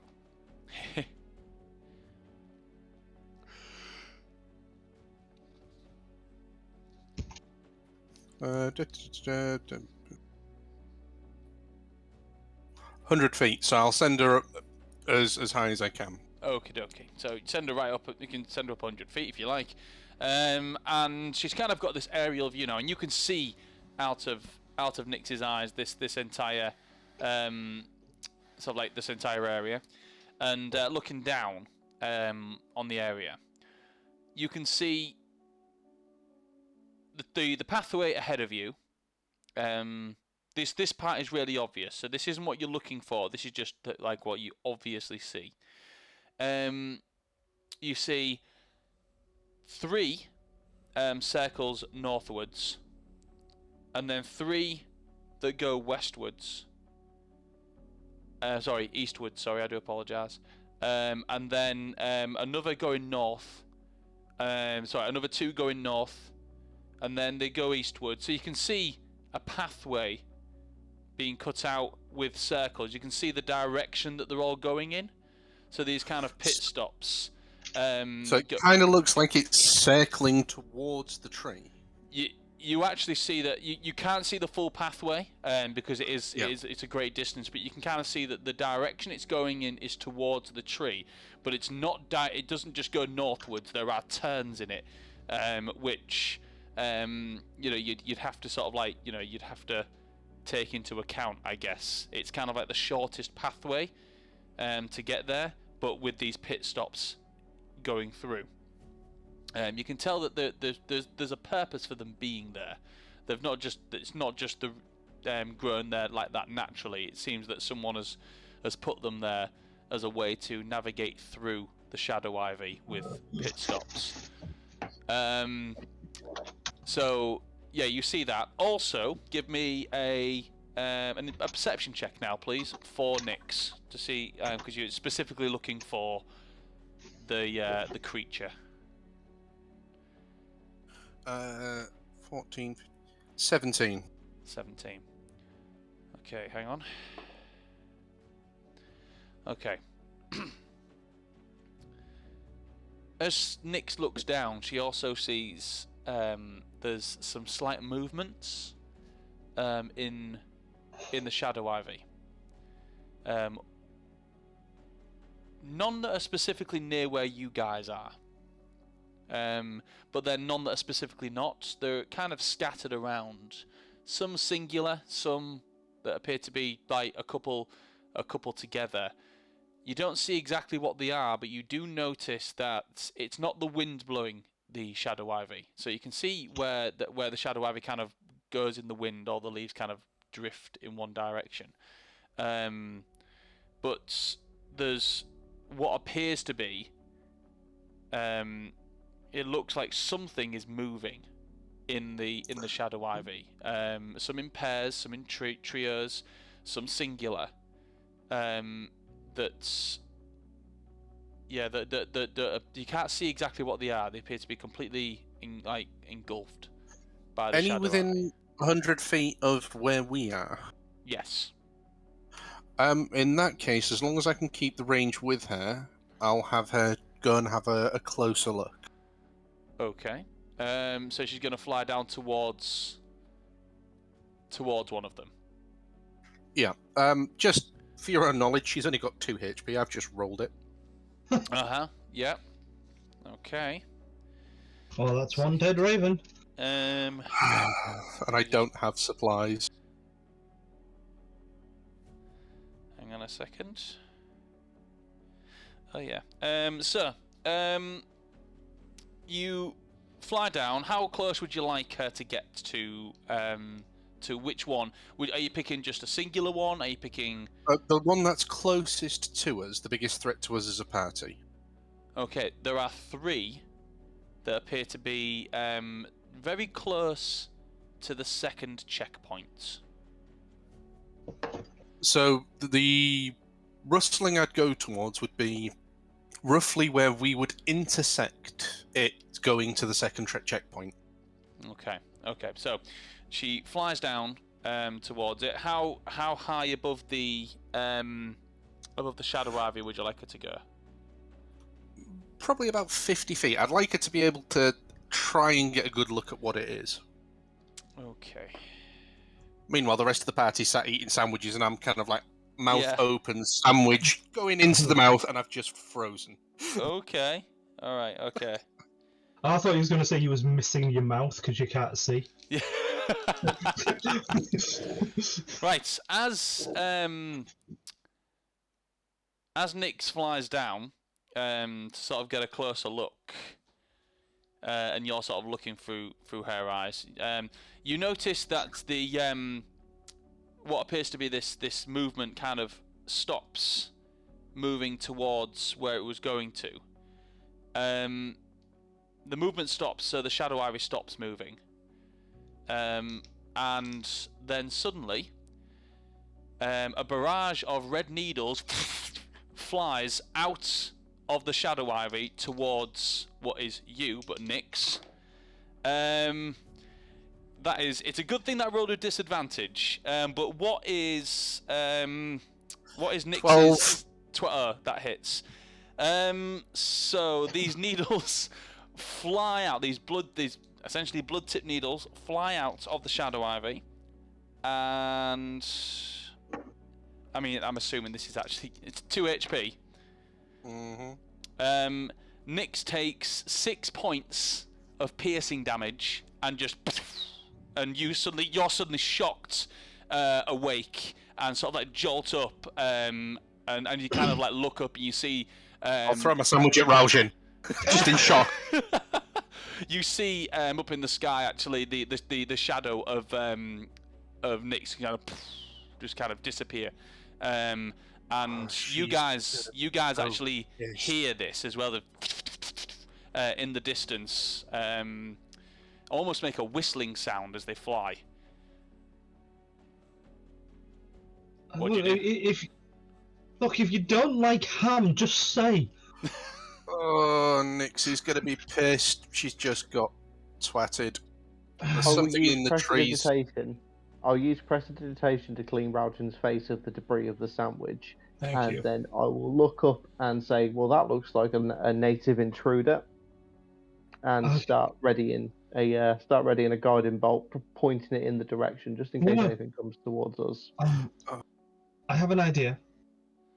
Because we can't stay here, and it seems like that whatever shot the raven is able to move through the shadow ivy. So, if you just give me a second, and I cast Pass Without a Trace. Okay.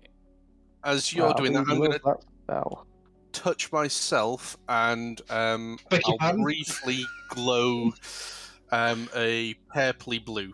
I was going to say the weird things that get Grinks off having his raven shot at.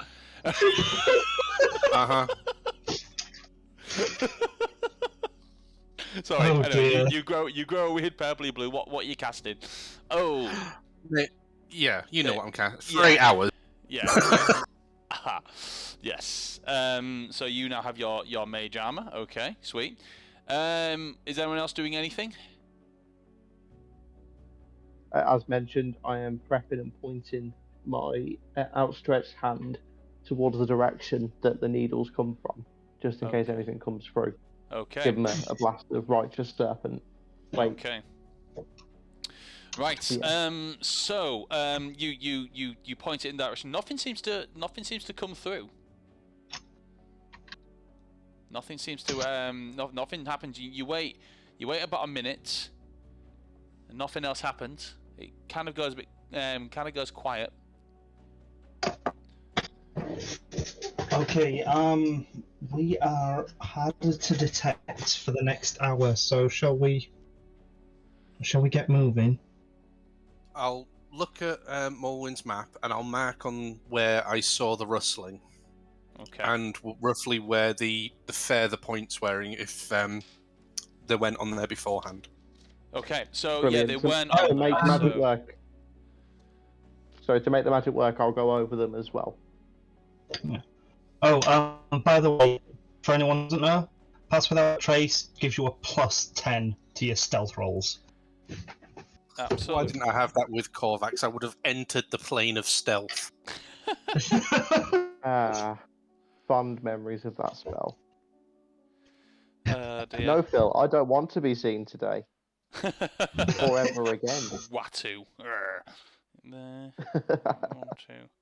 We got there. Hang on, I'm just plotting out my thing. There. Yeah. Okay. So I will. At the end of this session, I'll probably send you a picture of your map that you've got so far, and it's just going to be a rough drawing, but. So what you know is that you are sort of like on the first sort of checkpoint, and you know that there are 3 more northwards from where you are.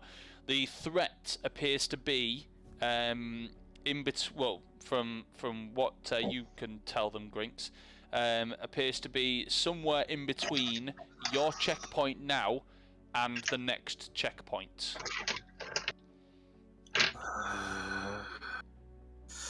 Let's go and say hello. And I'm going to reach behind me and pull out a battered hilt Just a sword, a scimitar handle with no blade. Well, let's do what we can to avoid a fight, but yeah. Okay, so how would you like to proceed? Because obviously you need to cut back the Shadow Ivy in order to pass through it. So, how would you like to do this? Is it worth saving your spells, and we go at this with a sword? 3 of us have blades here that we can use. Make that 4. Morin pulls his dagger out of his boot. Okay. Okay. Yeah. Okay. So we'll holy water the blades. I'll holy water the short sword. I presume you didn't want it back in the rest. No, it's fine. In fact, I don't need it. You can keep it if you want. Okay. Phil, what damage does a short sword? Short sword is 1d6. 1d6 plus strength or dexterity, because I believe it is versatile. It is. It's a finesse weapon. Finesse, that's it. That's what I meant to say. It is a finesse weapon. Okay. Yeah. Oh yeah, short sword's a finesse. I'm pretty sure. The reopening of Rob and Goblin rules lawyers. Yep. Thank you very much. Rob and Goblin. Right. Okay. So, are you just chopping your way through them? Yep. Okay. Keeping my battered hilt ready in case I see anything. Okay. So, give me an attack roll. Okay. Who's going I'll first? go first. Okay. I will. Ralston's going first. 2 attacks. Okay, so first one is 13, yep. And second one is 18.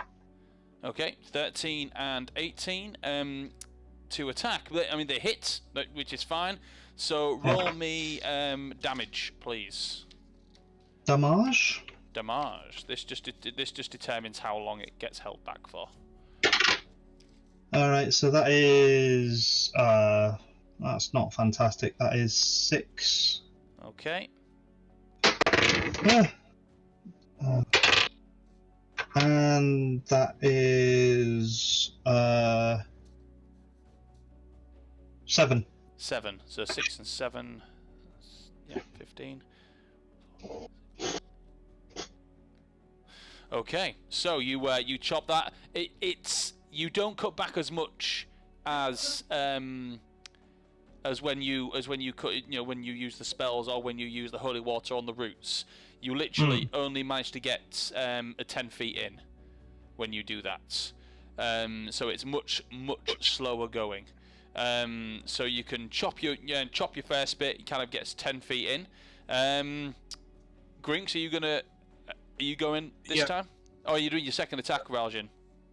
That was my second. No, I did my first. Oh yeah, you did. Sorry, you Yeah. did your first and second attack. Yeah, I do apologise. Okay, Grinks, are you going to attack? Yep. With the short sword, dirty 20. Dirty 20. Yeah, that hits. Yeah, roll for damage. 9 points. 9 points. Actually, yeah, hang about. So it's short sword, so it's 1d6. I got 5 on that. Do I add proficiency? Then to my attack, dex. To attack, you just Oh, not so to damage. Not damage. Yeah, Okay, proficiency so, doesn't in get that- added to damage. Okay, in that case, 9 points damage then. 9 points damage. Okay, so that's that long. Okay, is anyone else attacking this to get through? So you're 20 feet in into what appears to be an 80 to 100 foot pathway. Morin will as well. Go on then. All right, No, Mulrin. go on, Ayla first. Oh, Ayla first then. Go on. So I am going to attack it with my sword, yeah? Yep, with the holy water obviously doused on it. Give me an attack 16 roll. plus 16 plus my score of That 8 hits. is 24. It's not that hard to 24. hit, but you can miss. It's why I get you to roll. Yeah. Just in case Okay, you get an now- embarrassing miss. Roll for damage to see how long you're going to hold this bit back for. Yeah. So, okay. It's 6 plus 5 is 11. Okay. Is anyone else That's my attacking? first attack. That's Oh, my right. first Oh, attack. okay. All right. Okay. Second attack. I rolled a 10, but I add on 8, so that's 18. 18 Question, hits. Phil. Oh, sorry. Go on. Sorry, I thought you'd finished that. No. Roll for damage. See how long 7. you hold this bit back. 12. 12 to. Mm-hmm. Okay. Sorry, Rob. I misread yours. So you're actually 40 feet into it now. So you're about halfway through. Oh, okay. So yeah, Something because that I might make a misread yours difference, as to Phil. one attack. So it's you've actually cut. You managed to cut 20 feet out. Grink's cut 10 feet out, and then so it's actually 50 foot. So I do apologise. You're 50 foot through. It might be more, Phil. It's question. So sneak attack, because everyone's within 5 feet of me. Mm-hmm. I should get sneak attack. It's not a creature. I was about to say that. Yeah, you can only get sneak attack on a creature. You can't get sneak attack on a tree. No. Unfortunately. Surprised. It was worth asking. Yeah. Okay. You can walk up to it with a marching band, it's still going to react the same. Ayla, you are you're currently at the front of this. Mm-hmm. That is a natural 1 from. You actually. Oh no, it's a surprise attack, but it's still. No, it's still a natural 1, regardless. So as you cut through, and you sort of like cut it back, you notice, or you see something, a shadow, a silhouette of a humanoid creature or something within, sort of deep, thick in the bush. You then see almost like pin missiles fly out from this creature. You notice it in time and manage to actually duck out of the way as these needles fly off into the distance and sort of pinprick through some of the leaves on the other side of you, as something attacked you from within the shadow ivy bush. It missed you though, so you're all right. Right, I'm going to alert the others. I'm just going to say, look out, everyone. Tread carefully, because we've been attacked. Would they have flew over our heads? Or like, over my head at the very least? Yes, they'll have gone right past you, yeah. Cool. I'm just going to point upwards and be like, thanks, Ayla. Is it from the same place as where Nick's got twatted? Roughly, same area, yeah. Not exactly the same place, but roughly the same area, yes. How far away would that be? From where you are... Sorry, excuse me. From where you are, you didn't see it, so you'd have to ask Ayla. Okay. Ayla, you know that this creature, from what you can see, is roughly 30 feet away from you. Yeah, it's 30 feet away from us, roughly, guys, okay? Okay. All right. Malvin, it's your turn. It is, and then I'm going to have to dip, guys, because I've got to leave the house at 6 o'clock tomorrow. Oh, yeah. I think, yeah. It's 9:30 already. Bloody hell.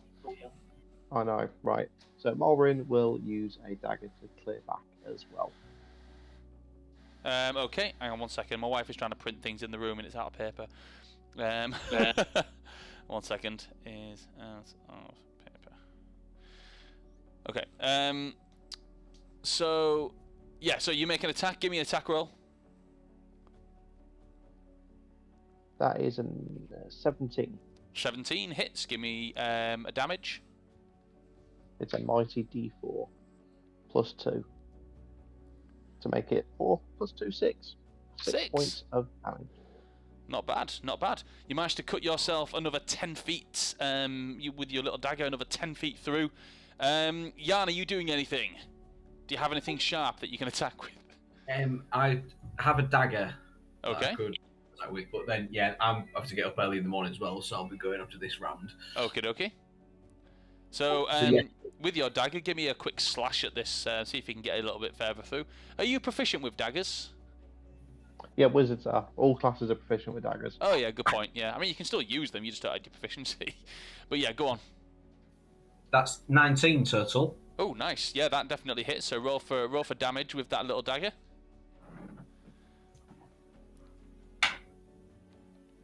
1. 1 point of damage. Yeah. Okay. You are 70 feet through there. You can actually see just kind of through the through the leaves. You can actually see the other opening. 10 feet of bush, sort of like holding you back from that. And then Jan, because you're the last one to attack. That will hit you. A barrage of needles flies out of the distance. You actually see, and it's actually from the opposite side of where they came from before, hit you, because that is an 18 to hit, and I'm assuming your AC is less than that. Yeah. It's 12, yes. Yeah, so you take... Oh, shit. You take 12 points of piercing damage. As this barrage of needles, like these red needles, fly out at you. You see them sticking out and making tiny little pinprick holes in your cloak. That's over a third of my health. Oh, ouch. Right. At this point, I'm gonna say roll for initiative, but I know that Maureen and Jan have to go, so I'm going to leave it to you guys. We can end the session there and we can roll for initiative at the beginning of the next session and say that we had a good session, or we can do this initiative obviously without Jan and Maureen. I think, as much as I'd like to keep going, I think it'd only be fair if we end it here. So what we'll do is with that, you're being attacked by these creatures from inside the Shadow Ivy.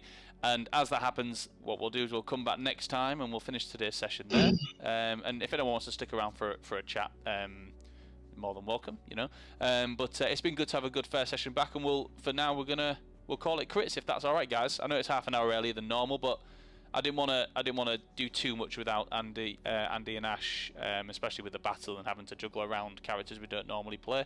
Is that all right? Yeah. Excellent.